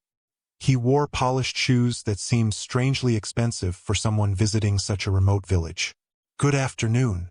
"Good afternoon. I hear you're one of Teacher Zara's closest friends." Amina looked up cautiously. "Who wants to know?" "My name is Mr. Bello. I'm conducting research." "What kind of research?" He smiled pleasantly. "I'm looking for someone." He removed a photograph from his briefcase. It showed billionaire Ethan Adeyemi. Amina immediately recognized the face from television. "The missing billionaire?" Mr. Bello nodded. "We believe he may have passed through this region." She shook her head. "I've never seen him." The man smiled again. "I didn't think you had." He carefully returned the photograph to his briefcase. Then he pulled out another item, a small envelope. He placed it gently on her table. "What is this?" "A gift." She frowned. I don't understand. Inside is 5 million naira. Her eyes widened. Her hands froze. 5 million? She had never seen that much money in her entire life. My younger brother's hospital bills would disappear overnight, she thought. The stranger leaned closer. I only need information. What kind? There's a cattle herder. They call him Musa. Amina blinked. What about him? We've heard he's unusual. I simply want to know where he lives. Her heartbeat quickened. She remembered seeing Zara and Musa together many times. She also remembered how happy Zara looked lately. What does he have to do with the billionaire? The man smiled politely. Nothing. I'm simply following every lead. Amina remained silent. The envelope sat between them like a heavy stone. She thought about her brother lying in a hospital bed. She thought about the debt collectors. She thought about losing her tailoring shop. The stranger spoke softly. No one has to know. That evening, Amina closed her shop early. Instead of going home, she walked aimlessly through the village. Her mind refused to rest. 5 million naira could change everything. But betraying Zara? Betraying Musa? She wasn't even sure what the strangers wanted. Maybe it truly was just research. Maybe no one would get hurt. As she reached the riverbank, she found Zara sitting alone watching the sunset. You look troubled, Zara said. Amina forced a smile. Just tired. They sat together quietly. After several minutes, Zara spoke. You know, I've been happier lately. Amina smiled. I noticed. Is it that obvious? You smile more. Zara laughed softly. I think Musa is different. In what way? He listens. He never tries to impress me. He treats everyone with respect. Amina looked away. So, you like him? Zara hesitated before answering. I think I'm beginning to. Those words pierced Amina's heart. She suddenly felt ashamed for even considering taking the money. She decided then and there. She would refuse. No amount of money was worth hurting her best friend. Unfortunately, someone else had been watching. From behind thick bushes near the river, Victor's men observed the entire conversation through binoculars. One of them smiled. So she's emotionally attached. The other nodded. That makes her useful. He picked up his phone. Our first offer failed. Victor answered immediately. Increase it. To how much? 20 million. The man almost dropped the phone. 20. Victor's voice remained calm. Everyone has a price. If not, find another weakness. The following afternoon, Amina returned to her tailoring shop. To her surprise, the stranger was already waiting. I thought about your offer. And I can't help you. He nodded calmly. I expected that. Then he placed a second envelope on the table. This one contains 10 million. Amina stared at it. My answer is still no. The stranger smiled. I admire loyalty. He stood up. As a reward, he handed her a small photograph. It showed her younger brother inside the hospital. Amina's blood ran cold. How did you get this? Our people are very thorough. His smile disappeared. It would be unfortunate if his surgery were delayed. Fear gripped her chest. Are you threatening me? I'm offering a solution. He leaned closer. Tell us where Musa sleeps, and your brother receives the best medical care money can buy. He walked away, leaving her trembling behind the counter. Tears filled her eyes. She felt trapped. If she refused, her brother might die. If she accepted, she could destroy Zara's happiness. That night, after hours of crying and praying, Amina finally made the decision she would regret for the rest of her life. She walked alone toward the abandoned warehouse outside the village where the strangers had arranged to meet. The leader stepped from the shadows. Have you decided? She lowered her head. Yes. He handed her the envelope. Her hands shook as she accepted it. Then, with tears rolling down her cheeks, she whispered, Musa sleeps in the western cattle camp. He usually stays near the old baobab tree. The man smiled. Excellent. You've made the right choice. As Amina turned to leave, Guilt overwhelmed her. She looked back. "Please, don't hurt him." The stranger gave no answer. An hour later, deep inside the cattle camp, Ethan sat beside a small fire talking with Baba Sool. Most of the herders had already gone to sleep. The old man yawned. "I think I'll turn in." "You should." Ethan added another piece of wood to the fire. He looked up at the clear night sky. Thousands of stars glittered overhead. For the first time in weeks, he felt truly at peace. Then, a distant sound interrupted the silence. An engine, very faint, approaching. Ethan frowned. Vehicles rarely visited the grazing fields after dark. Something wasn't right. Far beyond the camp, several dark figures emerged from the shadows, moving silently toward the sleeping herders. Their faces were hidden, their footsteps careful. Their orders were simple. Find Musa, capture him if possible. And if anyone stood in the way, leave no witnesses. The peaceful night was about to become a nightmare. Unaware of the betrayal that had led these men straight to him, Ethan slowly rose to his feet, gripping his walking stick as the sound of approaching footsteps grew louder in the darkness. The quiet life he had built was about to be shattered. The peaceful silence of the cattle camp disappeared in an instant. Heavy footsteps thundered across the dry ground. Bright flashlights cut through the darkness. The frightened cattle began mooing loudly as several masked men rushed into the camp from different directions. "Find him!" one of them shouted.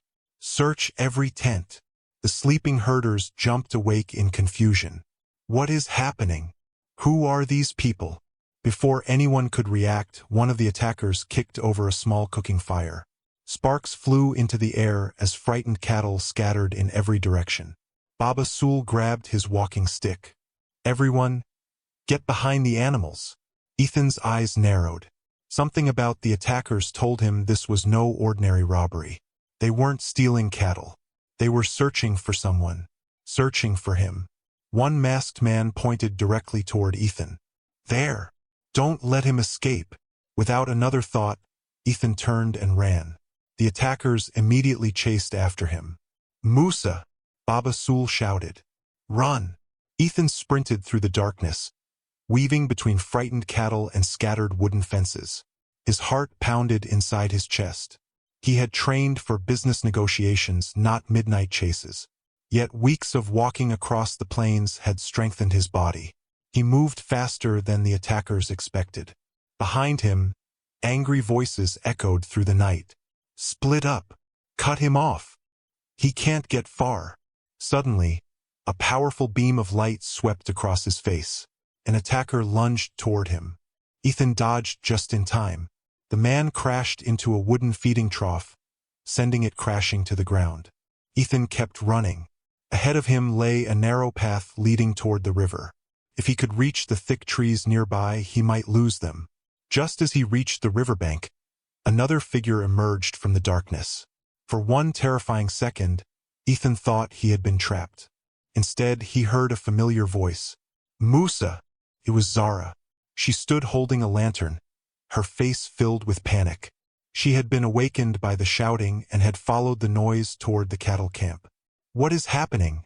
she cried. "No time to explain," Ethan said between heavy breaths. "You have to leave." Before she could ask another question, two masked men appeared behind him. "There he is." Without hesitation, Zara grabbed Ethan's hand. "This way." She pulled him toward a narrow footpath hidden behind tall bushes. "I know these fields better than anyone." They ran together through the darkness while the attackers searched in the wrong direction. After several minutes, Zara led him into an abandoned storage shed, once used by farmers during harvest season. Both of them struggled to catch their breath. Outside, voices echoed through the fields. "Search the river. He's still nearby." Inside the shed, only the sound of their breathing filled the silence. Zara looked at him. "Musa, who are those men?" Ethan lowered his eyes. "I don't know." She stared at him for several long seconds. It was the first time she had ever seen fear in his eyes. Before she could ask another question, headlights suddenly illuminated the doorway. Several police vehicles raced toward the cattle camp. The attackers immediately fled into the darkness. Within minutes, the night became filled with police sirens and shouting officers. The danger for now had passed. By sunrise, the entire village had gathered near the cattle camp. Police officers questioned everyone who had witnessed the attack. The village buzzed with rumors. Bandits. No. They weren't stealing anything. I heard they kept asking for Musa. Why would anyone come all this way for a poor cattle herder? No one had an answer. Grace stood quietly among the crowd. Her expression grew more worried with every passing minute. She knew exactly why the attackers had come. Someone had discovered Ethan's location. She walked toward him while the police questioned Baba Sool. "We need to talk." Ethan nodded. "I know." They stepped away from the crowd. Grace spoke first. "They've found you. I realized that. They'll come back. I know. You can't stay hidden forever." Ethan looked toward the village. "I was hoping for a little more time." Grace sighed. "I don't think time is something you have anymore." Several hours later, nearly 20 luxury vehicles suddenly appeared on the dusty road leading into the village. The villagers stopped whatever they were doing. Children ran after the convoy. Women shaded their eyes against the sun. Nobody had ever seen so many expensive vehicles enter the village at once. Behind them came 2 helicopters circling overhead. The sound echoed across the plains. "What is happening?" people whispered. The convoy stopped near the village square. The doors opened almost simultaneously. Men dressed in black suits stepped out first. Each wore an earpiece. Bodyguards. They quickly surrounded the area. Then another luxury vehicle stopped in the center. An elderly man wearing an expensive navy blue suit stepped out. It was Mr. Adewale, chairman of Adeyemi Global Holdings. Beside him walked several lawyers, company executives, and security officers. The villagers looked on in complete confusion. Chief Musa hurried forward with Idris at his side. "Welcome to our village," the chief said proudly. "How may we help you?" Mr. Adewale barely looked at him. "We're here for Mr. Ethan Adeyemi." Silence. The chief frowned. "I think you've come to the wrong place." "No, we've come to the right place." Grace quietly closed her eyes. The secret was over. Across the grazing field, Ethan stood beside Baba Sool. He watched the convoy from a distance. Baba Sool looked at him. "They're looking for someone important." Ethan nodded slowly. "They are." Before the old man could ask another question, nearly 30 bodyguards began walking toward them. The villagers followed curiously. When the bodyguards stopped a few feet away, they all lowered their heads respectfully. One of them spoke. "Good afternoon, sir." Every villager looked around in confusion. Who were they greeting? The bodyguard stepped forward again. "Mr. Ethan Adeyemi, you've been away long enough." Complete silence. Baba Sool looked from the bodyguard to Ethan. His eyes widened. "What did he call you?" Ethan closed his eyes briefly. Then, with a quiet sigh, he removed the old straw hat from his head. Slowly, he looked at the people who had become his family. "My name is Ethan." Gasps echoed across the field. The bodyguard continued. "Chairman, the board urgently requests your return." Mr. Adewale approached and bowed respectfully. "The company needs you. We've delayed every major decision for weeks." The villagers stood frozen. The poor cattle herder, the man who repaired fences, the man who carried water, the man who played with children, was one of the richest men in Africa. "No," one woman whispered. "It can't be." Another villager pulled out his phone and searched the internet. Within seconds, Ethan's photograph appeared on the screen. Despite the beard and rough clothes, it was unmistakably the same man. Children stared in amazement. "Teacher." One little girl whispered to Zara. "That's Musa." "But he's the billionaire from television." Chief Musa's face turned pale. His mouth opened, but no words came out. Idris looked equally stunned. The man he had mocked for weeks could probably buy every house in the village, even the land beneath their feet. Baba Sool slowly stepped closer to Ethan. "You." You've been lying to us. Ethan looked at the old man with genuine sadness. I never wanted to deceive you. I only wanted to live as an ordinary man. The old herder searched Ethan's face. Then he shook his head. You still carried water. You still rescued the calf. You still helped everyone. A small smile appeared on Baba Sul's face. I suppose money really didn't change you. Ethan's eyes filled with gratitude. Thank you. Then he looked toward Zara. She hadn't moved. She simply stared at him. Her heart pounded painfully inside her chest. Every conversation, every smile, every shared moment, every promise. Suddenly, she didn't know what was real anymore. Ethan slowly walked toward her. Zara. She took one step backward. Don't. I wanted to tell you. When? After I was sure. Sure of what? That you loved me. Her eyes filled with tears. So I was being tested? No. That's not what this was. You lied to me. I never lied about who I was inside. You let me believe you were poor. I needed someone to see the man before the money. She laughed bitterly. You should have trusted me enough to let me choose. The words struck Ethan harder than any insult ever could. I was afraid. So you decided for me. Tears rolled down her cheeks. You knew how much I hated lies. You knew what happened to my father. And still, you hid the biggest truth of all. People watched in complete silence. No one dared interrupt. Ethan reached into his pocket and removed the simple wooden bracelet Zara's pupils had made for him several days earlier. I've treasured this more than any expensive watch I've ever owned. Her expression softened for only a second. Then the pain returned. I don't know who you are anymore. I'm still Musa. No. She shook her head. Musa never existed. Those words pierced Ethan's heart. Without another word, Zara turned away. He instinctively reached out. Please. She stopped but didn't turn around. I fell in love with an honest cattle herder. I don't know how to love a billionaire who hid behind a disguise. Then she walked away. The villagers silently stepped aside as she passed. No one spoke. No one followed her. They simply watched as the woman Ethan loved disappeared down the dusty path toward her home. Late that evening, the convoy remained parked outside the village. Executives waited patiently for Ethan's decision. Mr. Adewale approached him one final time. Sir, the board meeting begins tomorrow morning. We really must leave. Ethan looked toward the road Zara had taken hours earlier. For the first time since revealing his identity, his billions meant absolutely nothing. He had finally found the woman capable of loving him without knowing his wealth. And now, because he had hidden the truth, he feared he had lost her forever. As darkness settled over the quiet village, Ethan stood alone beneath the same baobab tree where he had first watched Zara from a distance.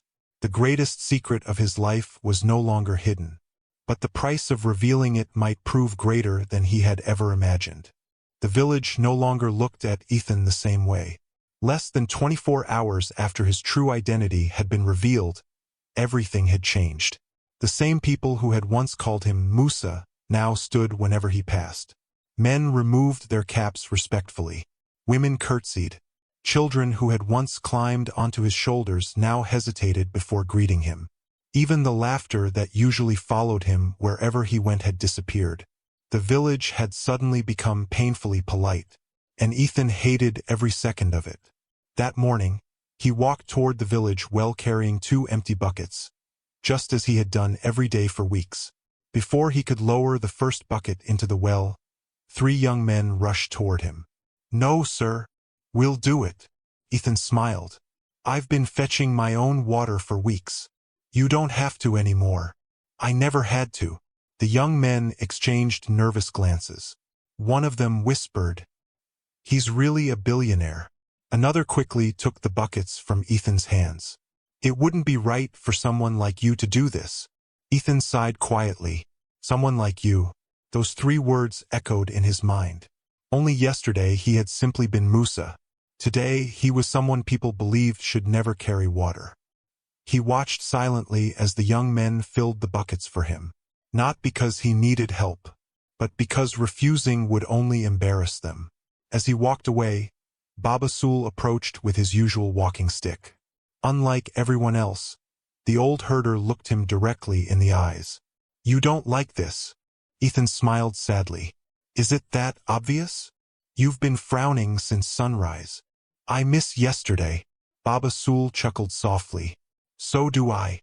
For several moments they walked together in silence. Finally, the old man spoke. "Yesterday you were Musa. Today you're Ethan. The strange thing is, I still see the same man." Those words warmed Ethan's heart. "Thank you. But everyone else sees money." Baba Sool nodded. "People often do." Across the village, Zara sat alone inside her classroom long after the children had gone home. Exercise books lay scattered across her desk, but she hadn't marked a single one. Her thoughts refused to settle. Every memory now felt different. She remembered the day Musa had repaired the broken fence. She remembered him carrying water for elderly women. She remembered his gentle laughter with her pupils. She remembered the countless conversations beneath the neem tree. Had any of it been real, or had she simply been part of a carefully planned experiment? A knock on the classroom door interrupted her thoughts. It was Daniel. "You didn't go home." "I'm not ready." He walked inside quietly. "I heard the whole story. So has everyone else." Daniel pulled out a chair. "May I say something?" She nodded. "I understand why you're angry. I'm more hurt than angry." "That's fair. But answer one question honestly." She looked at him. "Did the man himself change yesterday?" Zara frowned. "What do you mean?" "Yesterday he was kind. He helped children. He repaired the school. He respected everyone. Today," Daniel shrugged. "Has any of that changed?" She looked away. "No." "Then perhaps the only thing that changed was what you learned about him." She remained silent. Daniel stood. "I'm not telling you to forgive him.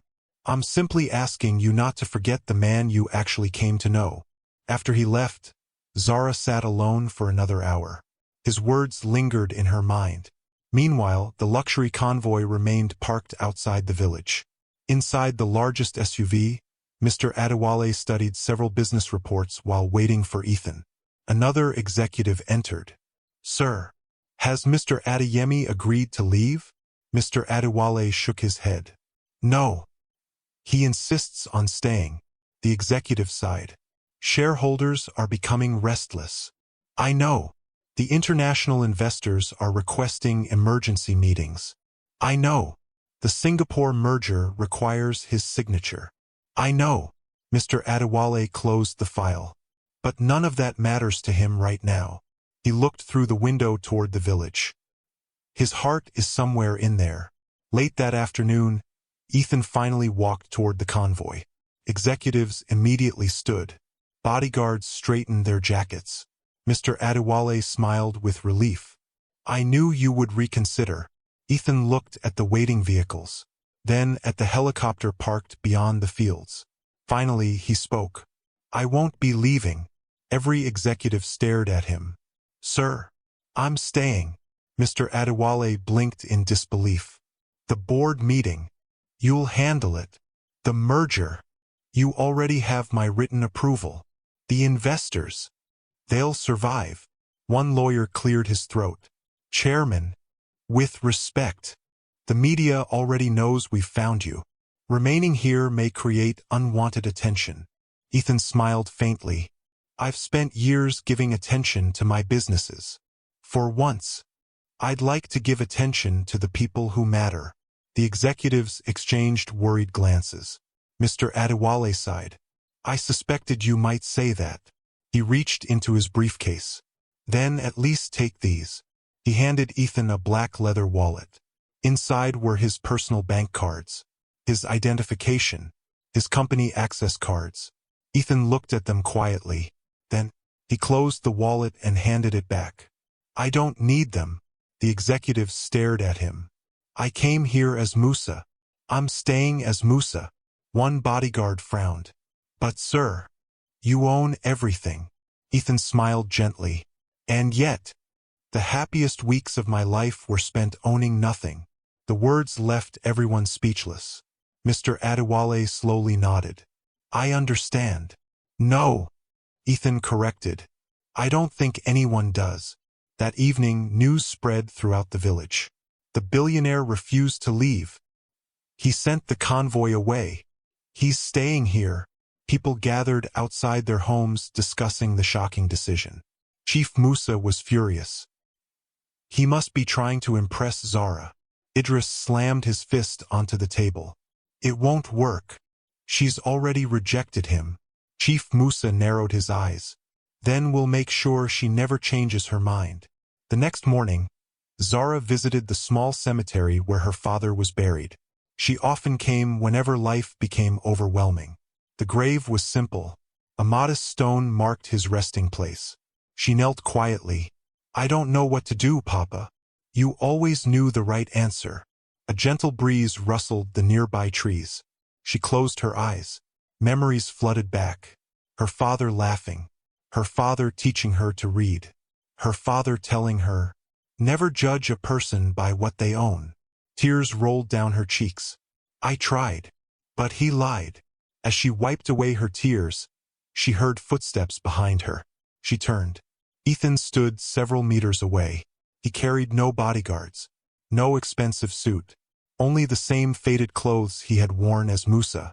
I wasn't following you, he spoke softly. I came to visit. She frowned. Visit? He pointed toward another grave a short distance away. I promised Baba Sul I'd help clean his wife's grave. She looked where he pointed. Sure enough, the old woman was buried there. For a long moment, neither of them spoke.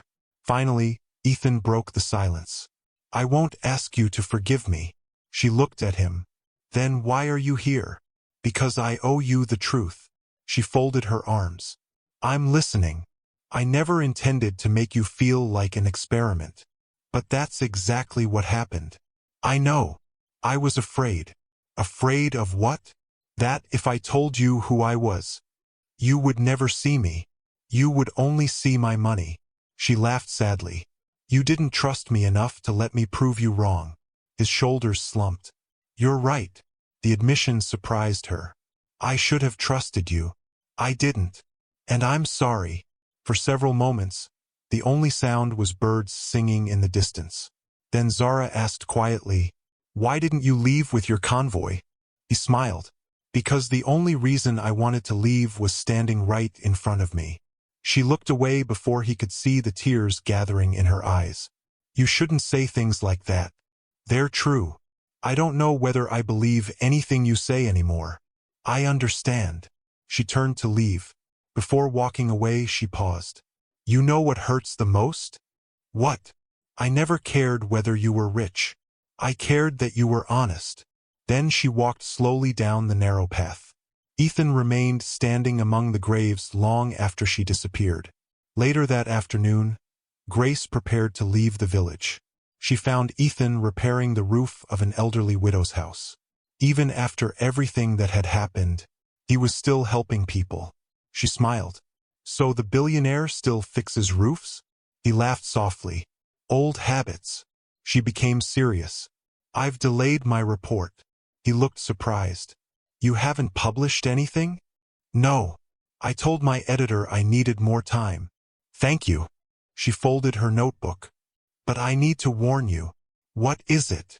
The men who attacked the camp. They weren't ordinary criminals.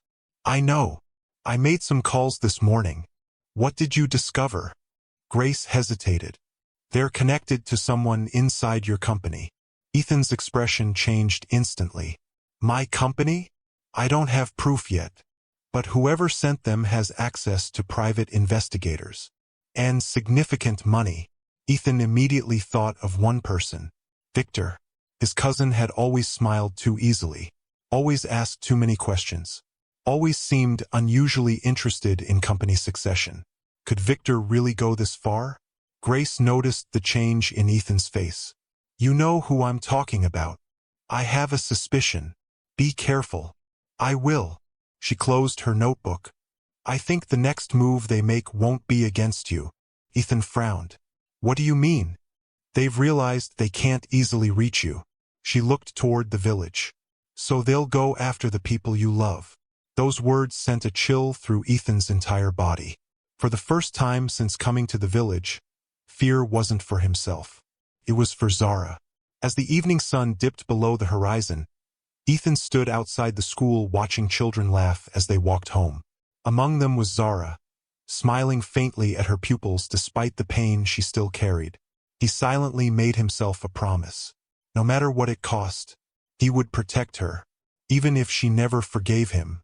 Hidden on a nearby hill, a man lowered a pair of binoculars and made a phone call. "Sir."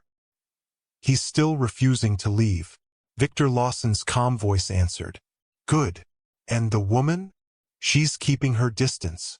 Victor smiled. "Not for long. If Ethan values her more than his fortune, then she'll become the key to destroying him." As darkness settled over the village once more, a far more dangerous plan began to unfold.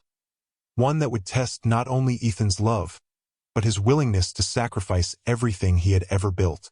The morning sun had barely risen when Ethan's satellite phone began vibrating on the small wooden table beside his bed.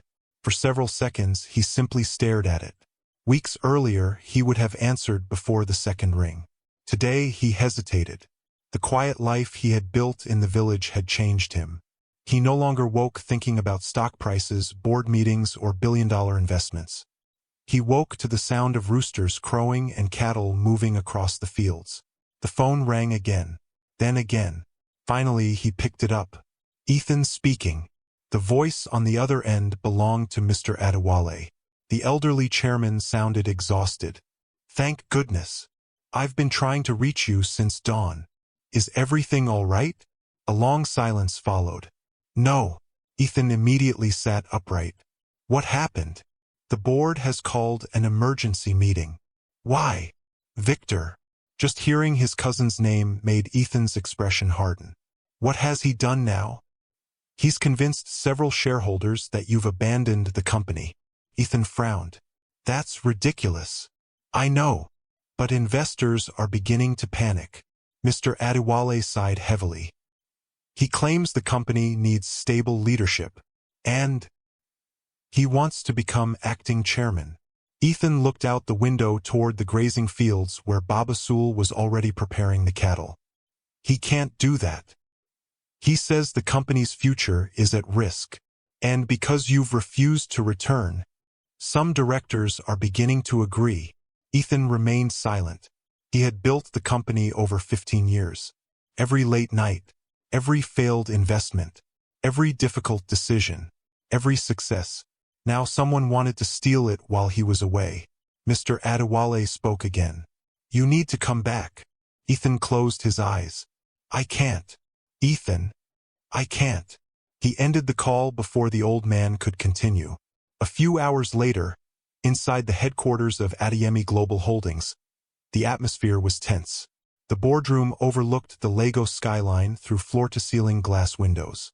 Around the long polished table sat some of the country's most influential business leaders. At the head of the table sat Victor Lawson, perfectly dressed, perfectly composed, perfectly confident. He smiled as though the company already belonged to him.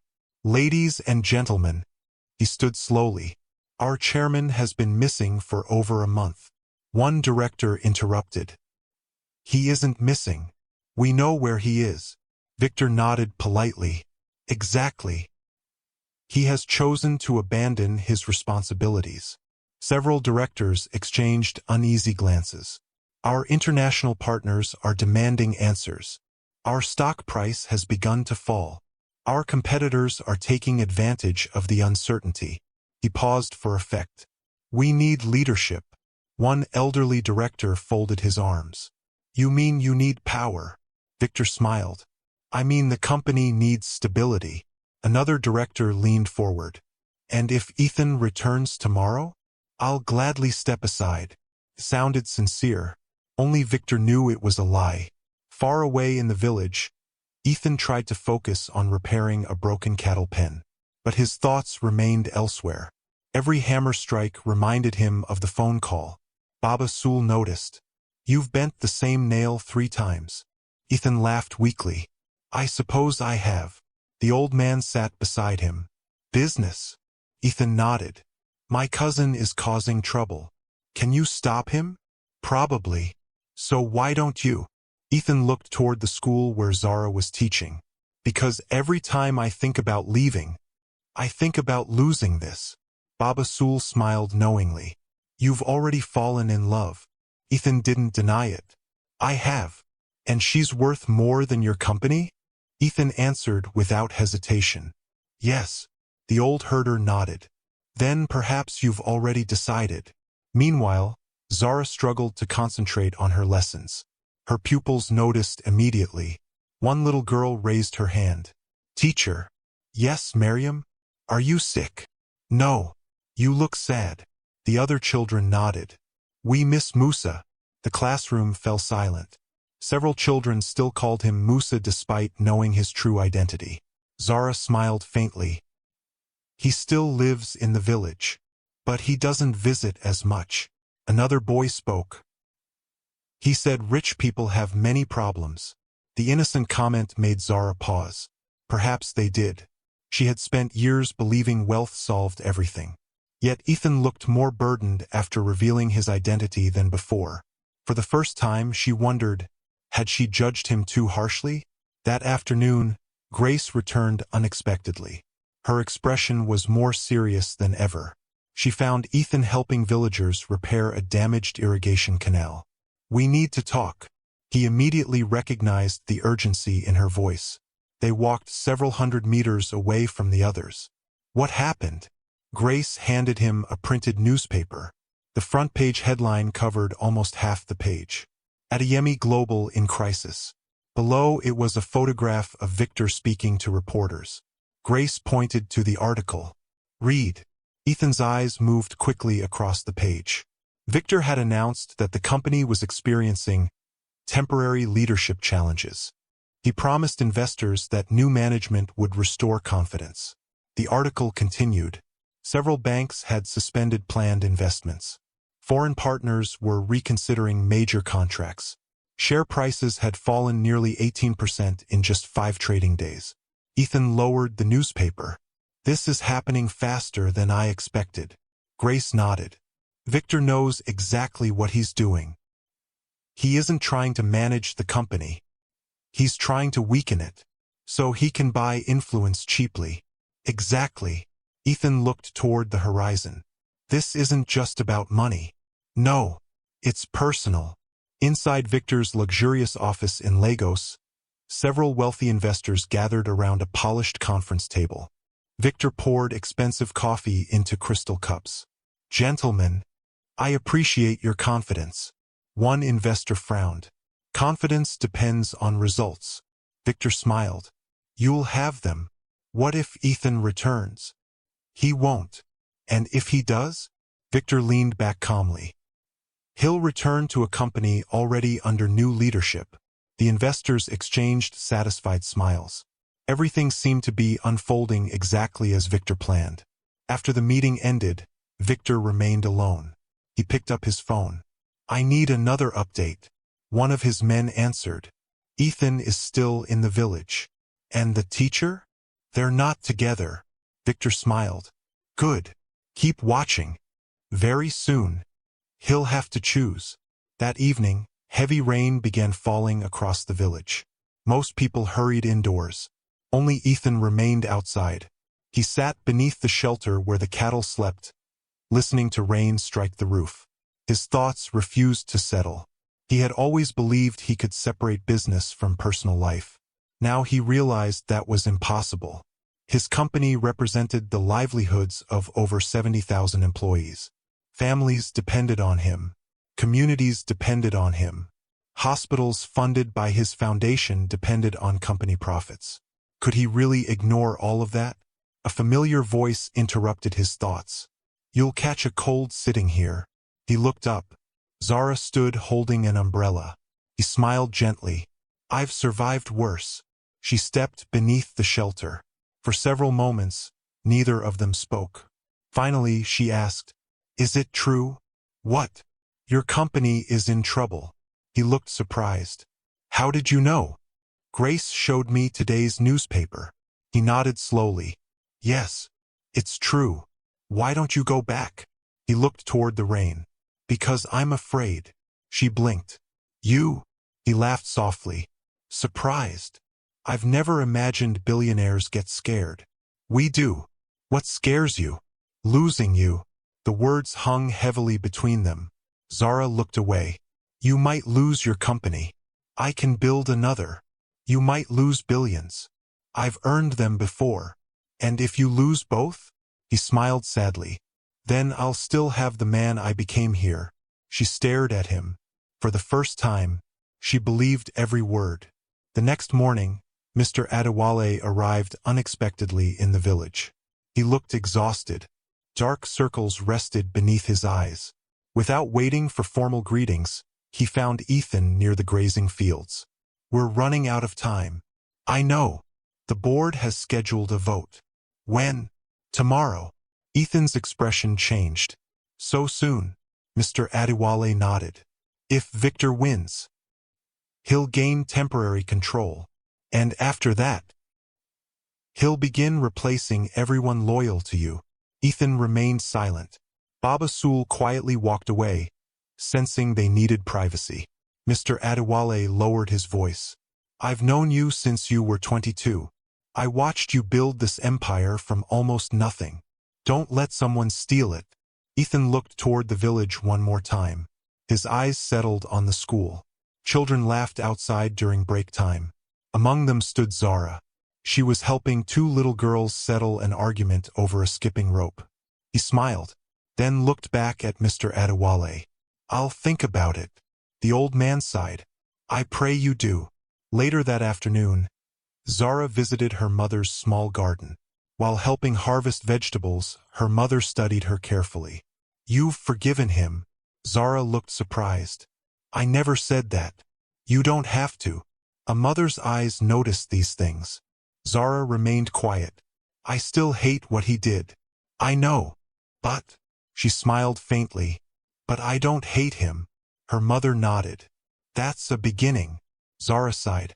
I don't know if I can trust him again. Trust isn't rebuilt in one day. It takes time. She looked toward the distant grazing fields. What if he leaves before then? Her mother smiled gently. If love is real, it finds its way back. That night, Ethan couldn't sleep. He walked alone toward the hill overlooking the village. From there, he could see the scattered lanterns glowing in the darkness. The place that had become his home. He thought about the children, Baba Sool, the villagers, and Zara. He also thought about the thousands of employees whose futures depended on him. His phone vibrated once more. This time it wasn't Mr. Adewale. It was a message from the company's chief financial officer. Urgent. Several major banks have frozen our emergency credit facilities. Investors are panicking. If nothing changes within 48 hours, we could face the biggest financial crisis in company history. Ethan stared at the message for a long time. The wind blew gently across the hill. Behind him, hidden among the trees, another pair of eyes watched silently through binoculars. Victor's men had never stopped following him. One of them whispered into a phone. Sir. He's still refusing to leave. Victor smiled as he listened. Excellent. The company is collapsing exactly as planned. He looked out across the glittering skyline of Lagos from his office window. Now, let's make sure Ethan loses the one thing he values even more than his fortune. As the call ended, Victor reached for another file on his desk.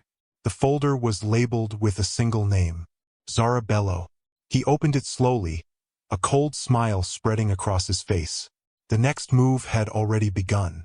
The first light of dawn painted the village in soft shades of gold. Ordinarily, mornings were filled with cheerful sounds. Roosters crowed. Women swept the compounds. Children hurried to school with books tucked beneath their arms. But this morning felt different. An uneasy silence seemed to hang over the village, as though nature itself sensed that something terrible was about to happen. Ethan stood outside the cattle camp watching the sunrise. He had barely slept. Victor's latest move against his company weighed heavily on his mind. The message from the chief financial officer still echoed in his thoughts. 48 hours. That was all the time he had left before his business empire faced a crisis unlike any it had ever experienced. Yet strangely, the company wasn't what worried him most. Grace's warning kept returning to him. They'll go after the people you love.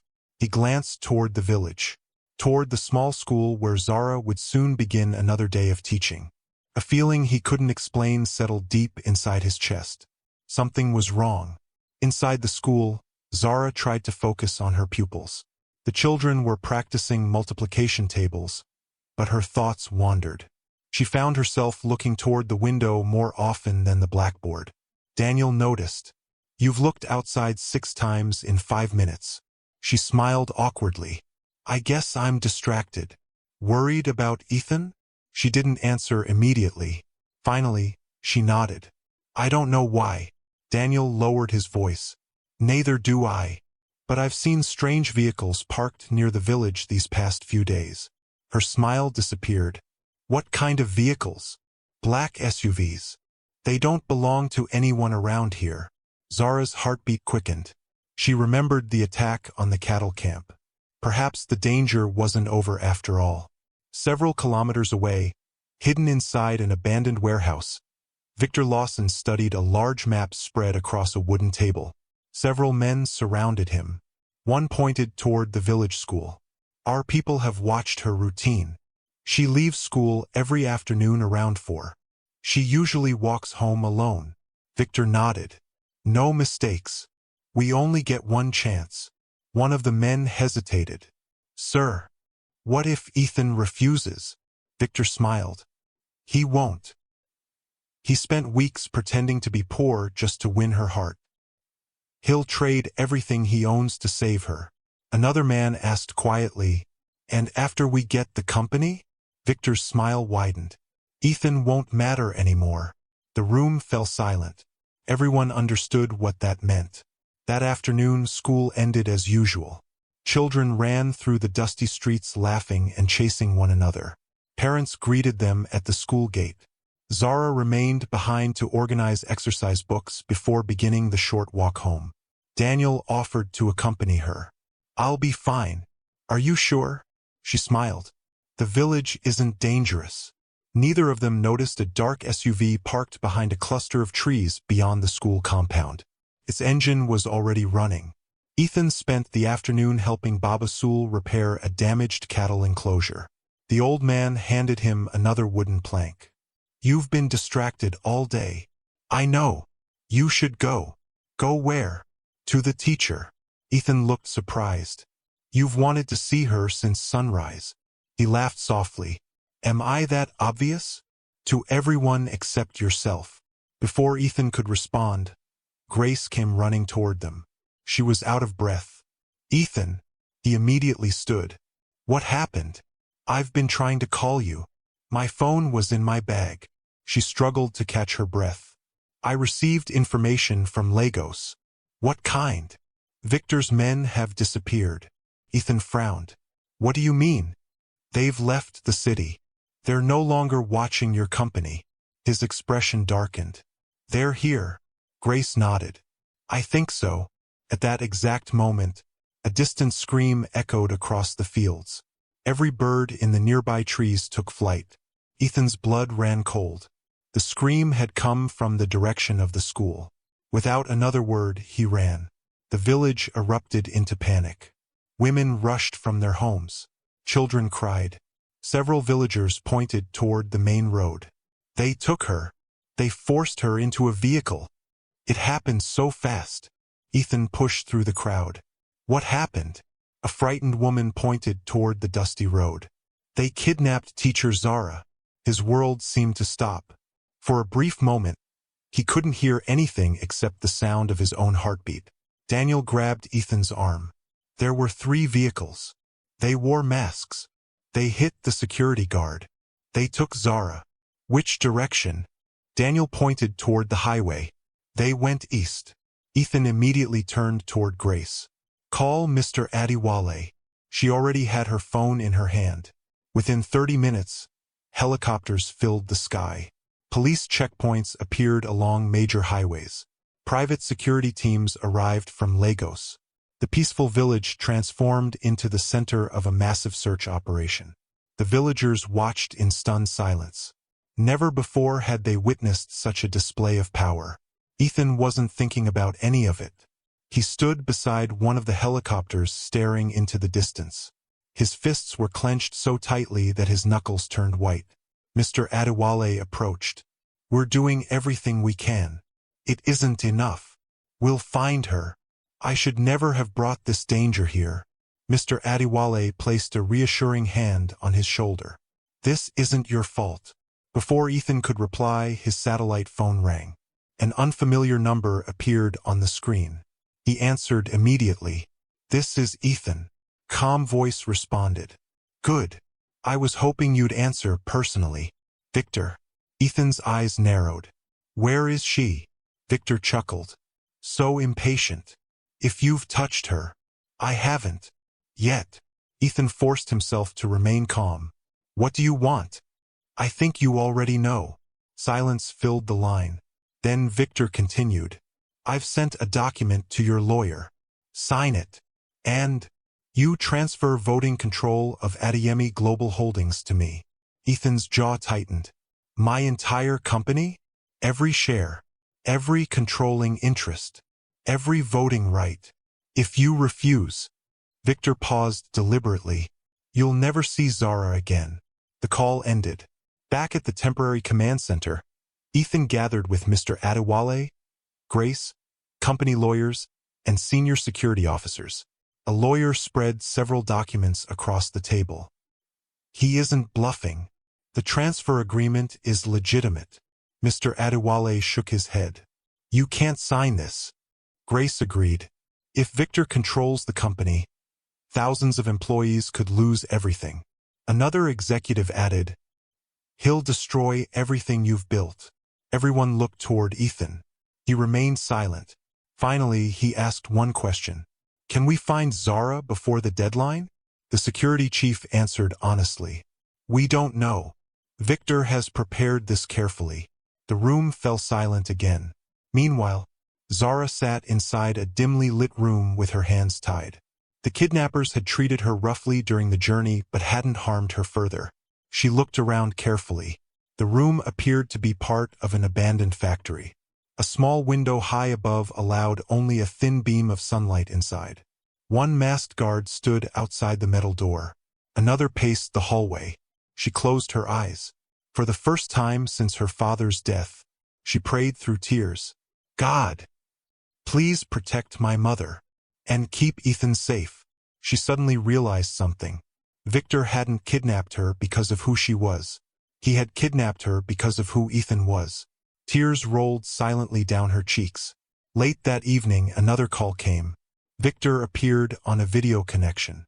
Behind him, Zara could be seen sitting unharmed in the background. "Ethan, you've seen her. Now make your decision." Ethan stared at the screen. "Let her go." Victor laughed. "You first." Mr. Adewale whispered, "Don't do it." Grace shook her head desperately. "There has to be another way." Victor interrupted. "You have 1 hour. If the documents aren't signed." He turned the camera toward Zara. She looked directly into the lens. "Ethan." Her voice trembled. "Don't." He stared at her. "I won't let anything happen to you." She shook her head firmly. "No. You once told me. Money reveals who people truly are. Don't let him become the owner of everything you built." Ethan smiled sadly. "You still remember that?" "I remember everything." For several seconds, neither of them spoke. Finally, Ethan looked at his lawyer. "Prepare the documents." Mr. Adewale stepped forward. "Ethan." "No. There must be another solution." Ethan looked around the room. "I've spent 15 years building a business. I can spend another 15 building a new one." He looked back at the screen. "But I only have one Zara." Grace covered her mouth, struggling to hide her emotions. The lawyer slowly placed the transfer documents before Ethan. Without hesitation, he picked up the pen. Every executive in the room watched in disbelief. One signature, then another. Finally, the last page. Ethan set the pen down. It's done. Victor smiled broadly. I knew you'd make the right choice. The signed documents were scanned and transmitted immediately. Within minutes, Victor received them. He laughed triumphantly. The richest man in Africa has just given away his empire. The video call ended. The room fell into complete silence. No one spoke. No one moved. Mr. Adewale lowered his head. Grace wiped away a tear. Ethan simply stared at the blank screen. He had just surrendered everything. His companies, his voting rights, his life's work, and somehow, he felt no regret. If sacrificing billions meant saving the woman he loved, then the price was worth paying. What Ethan didn't know was that, before the documents had been transmitted, his loyal legal team had quietly executed the emergency contingency plan he had approved years earlier.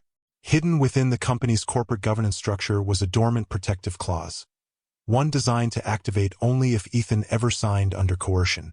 Neither Victor nor his lawyers had noticed it. They believed they had won. But the final move in the game had not yet been played.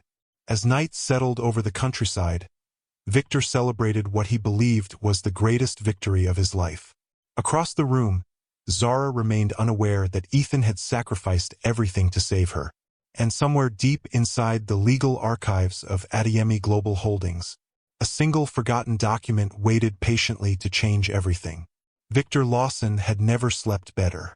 The luxurious penthouse overlooking Lagos glittered beneath the morning sun as he stood before the floor-to-ceiling windows, holding a glass of expensive orange juice. For the first time in years, he believed he had finally defeated his cousin.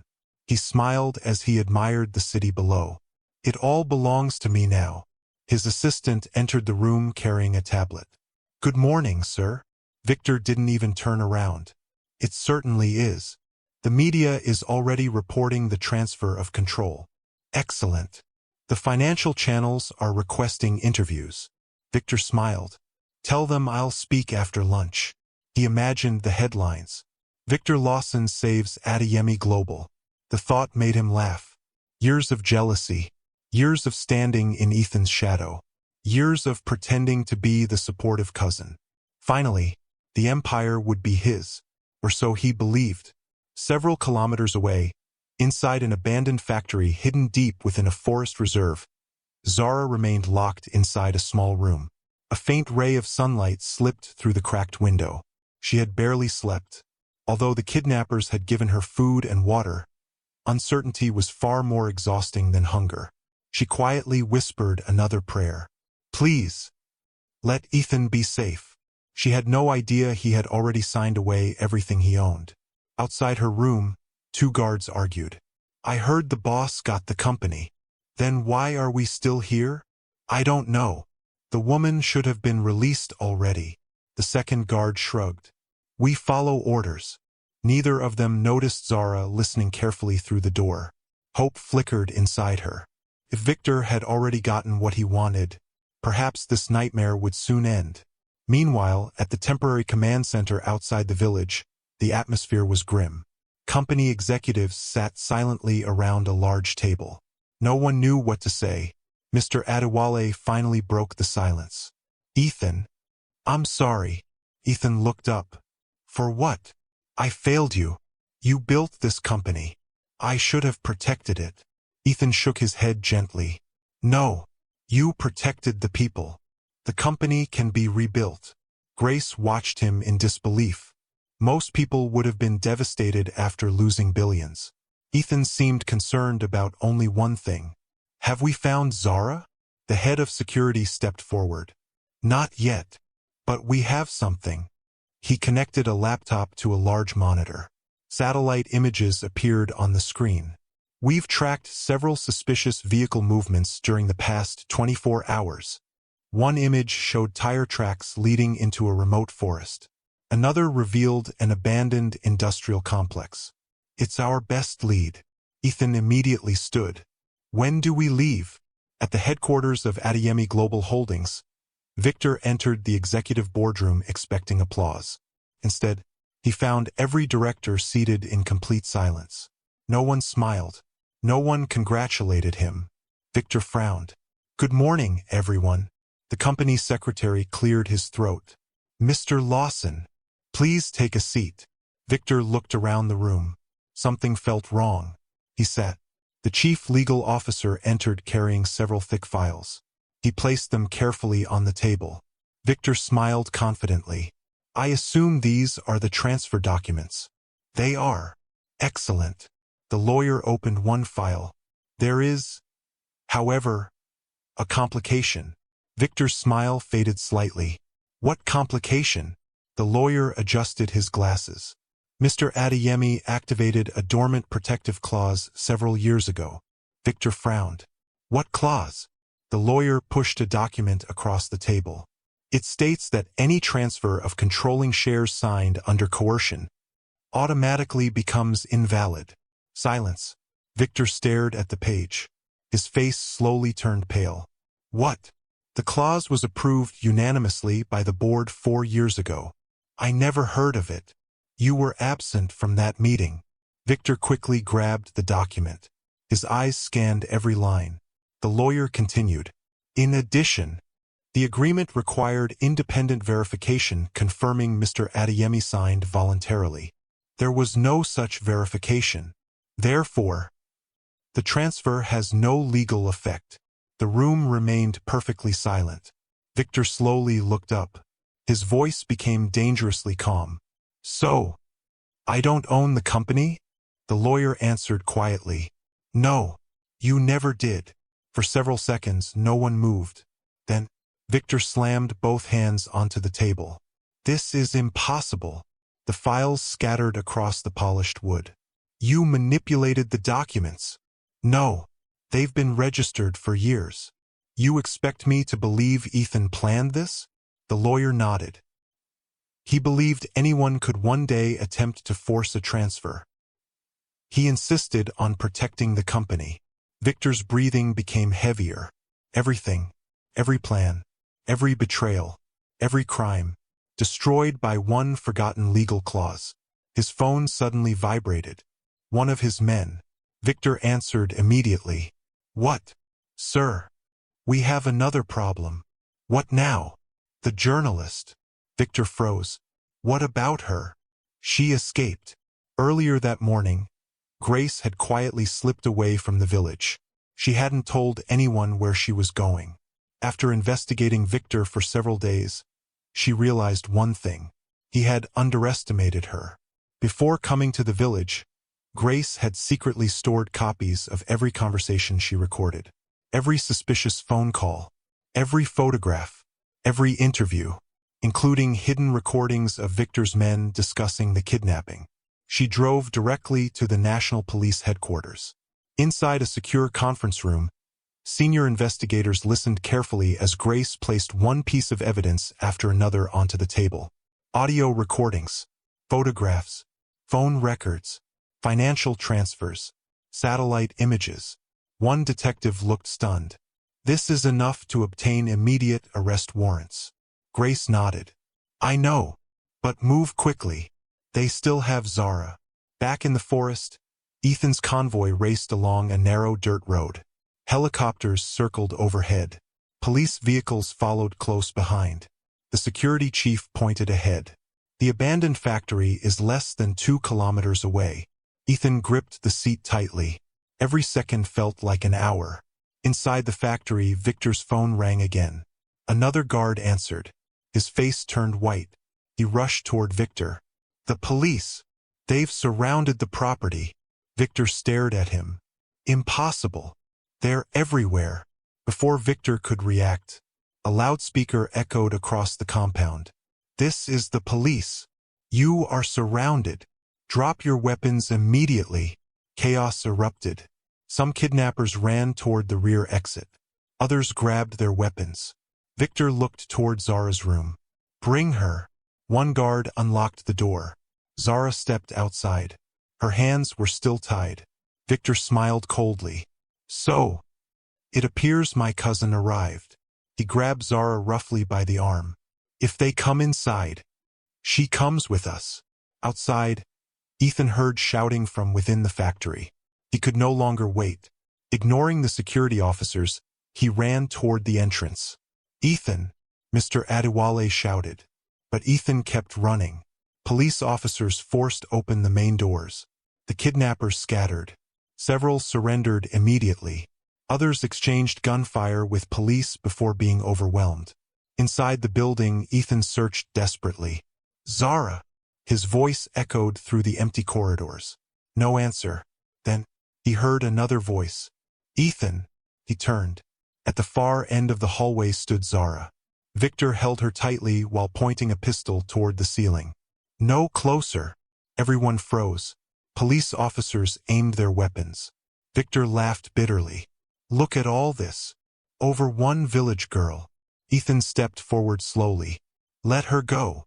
Victor shook his head. "You ruined everything. You ruined it yourself. I was supposed to have the company. You kidnapped an innocent woman. I did what I had to do." "No. You did what greed told you to do." Victor looked around desperately. Every exit was blocked. Police officers surrounded him. His own men had surrendered. For the first time, he realized he had lost. His shoulders slowly dropped. The pistol slipped from his hand, clattered onto the concrete floor. Police officers rushed forward immediately. "Victor Lawson, you're under arrest." They handcuffed him while another officer untied Zara. The moment the ropes fell away, she ran straight into Ethan's arms. For several long seconds, neither of them spoke. They simply held each other tightly. Tears rolled down Zara's cheeks. "I thought I'd never see you again." Ethan gently rested his forehead against hers. "I promised I'd find you. And you did." Outside the factory, dozens of police vehicles waited. Journalists had already begun arriving. Grace stepped out of her car just as Victor was escorted outside in handcuffs. Television cameras flashed continuously. One reporter shouted, "Mr. Lawson, did you organize the kidnapping?" Another called, "Did you attempt to steal Adeyemi Global?" Victor lowered his head. For the first time in years, he had nothing to say. Later that afternoon, police investigators gathered everyone inside a temporary command center. One officer addressed Ethan. "We've recovered all communication devices. Every phone call was recorded. The kidnapping, the attempted corporate takeover, the bribery, the threats. It's all there." Grace smiled. "I told you. The truth always leaves evidence." Ethan nodded gratefully. "Thank you." The detective turned toward another woman seated quietly in the corner. Amina. She had voluntarily surrendered that morning after learning Zara had been kidnapped. Tears streamed down her face. She couldn't stop crying. She looked toward Zara. "I'm sorry. I never wanted this. I only wanted money for my brother's surgery. I thought they only wanted information. I didn't know." Her voice broke completely. "I didn't know they would hurt anyone." Zara's eyes filled with tears. "You should have told me." "I know. I was ashamed." Police officers gently escorted Amina away. She did not resist.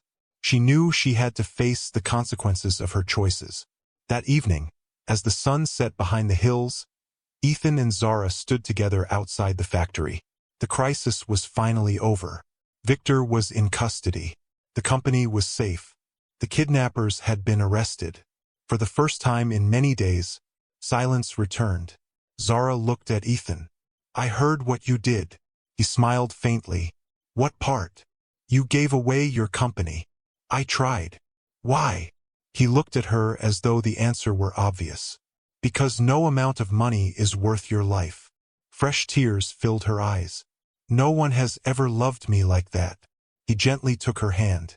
"I wasn't trying to prove anything. I simply couldn't imagine a world without you in it." She smiled through her tears.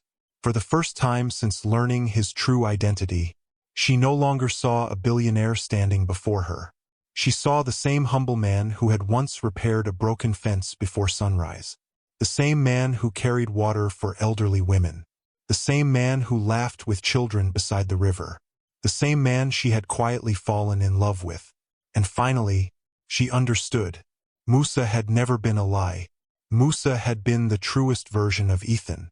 As the evening breeze swept across the quiet countryside, their hands remained tightly intertwined. The battle for the company was over, but the journey toward healing, forgiveness, and a future together was only just beginning. 6 months later, the village looked different. Where there had once been dusty footpaths filled with potholes, smooth roads now connected the school, the marketplace, and the neighboring communities. The broken village well had been replaced with a modern solar-powered borehole that provided clean water throughout the year. The small primary school had been expanded into a beautiful learning center with new classrooms, a library, a science laboratory, and a computer room. Children no longer shared torn textbooks. Every pupil now had books of their own. A modest health clinic stood where an abandoned building had once been. Pregnant women no longer traveled for hours to receive medical care. Electric streetlights illuminated the village at night for the first time in its history. Yet despite all these changes, one thing surprised the villagers the most. None of the new buildings carried Ethan Adeyemi's name.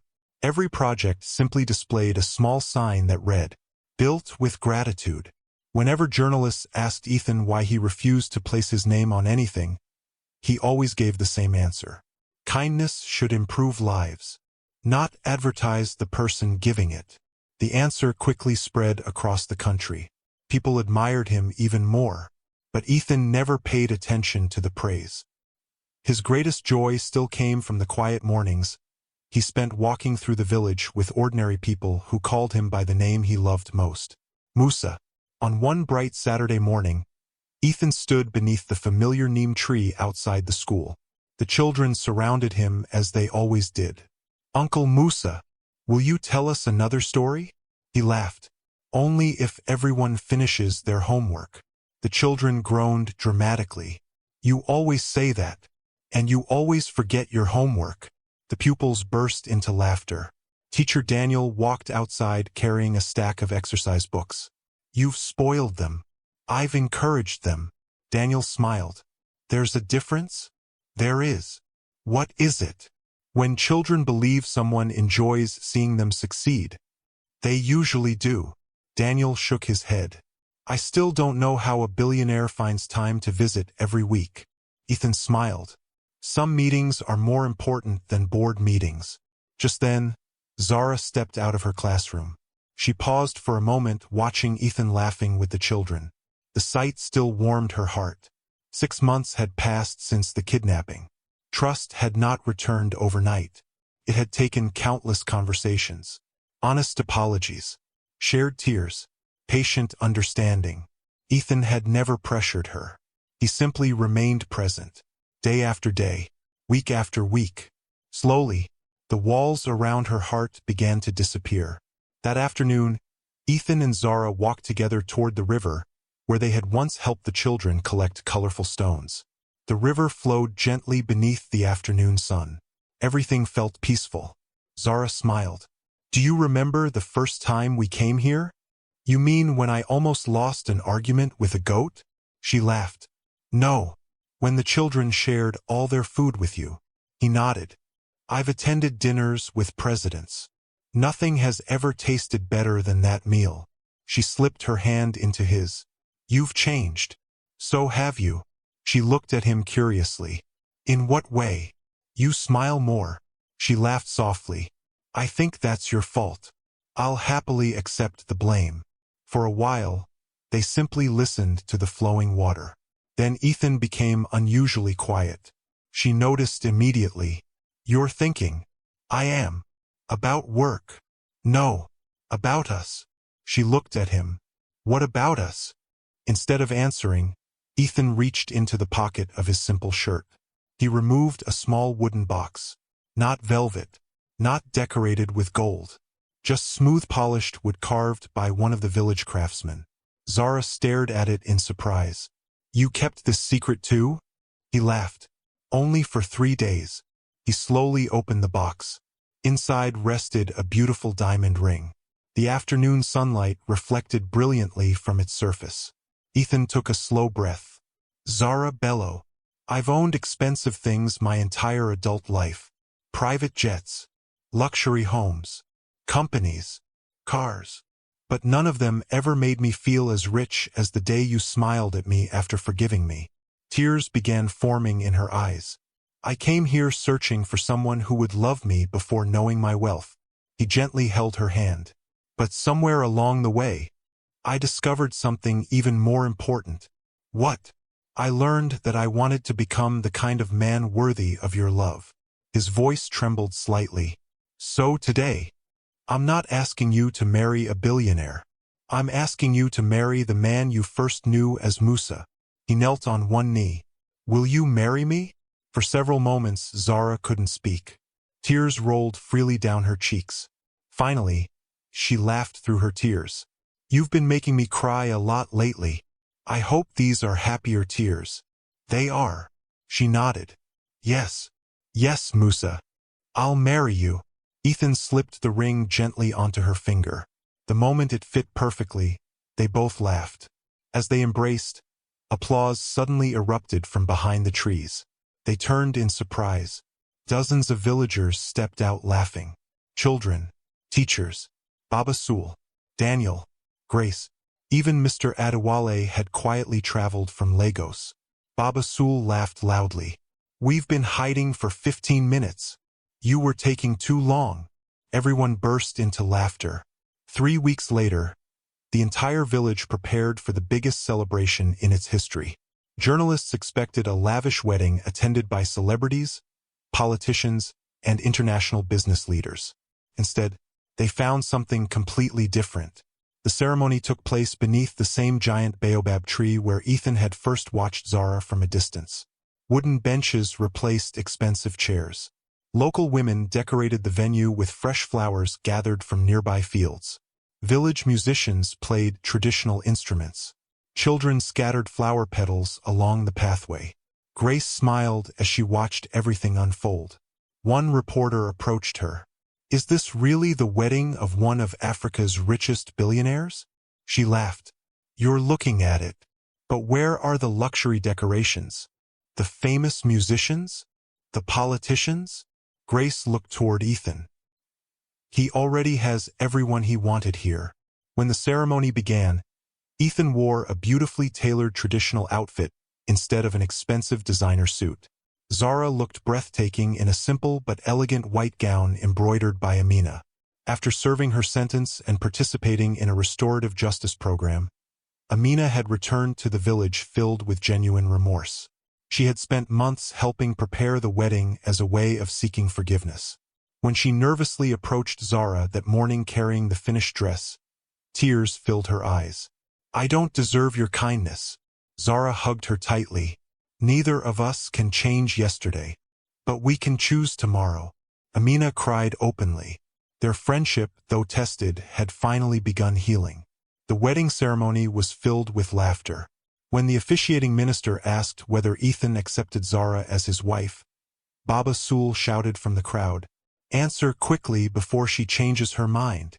The entire gathering erupted into laughter. Even Ethan couldn't stop smiling. I do. When Zara answered, I do, the children cheered louder than anyone else. The couple shared a gentle kiss as applause echoed across the village. During the reception, Mr. Adewale quietly approached Ethan. I brought your speech. He handed Ethan several neatly typed pages. Ethan glanced at them, then smiled. I won't need these. He walked toward the small wooden stage. The crowd gradually became quiet. He looked around slowly, at the villagers who had accepted him before they knew he was rich, at Baba Sul, who had treated him like a son, at Grace, whose integrity had saved lives, at Daniel, whose wisdom had helped heal broken hearts, at Zara's mother, smiling proudly through tears. Finally, he looked at his wife. Then he began. When I first came here, I believed I was searching for true love. He paused. I was wrong. The crowd listened attentively. I was actually searching for myself. Silence settled over the gathering. I spent years believing success was measured by profit, by expansion, by headlines.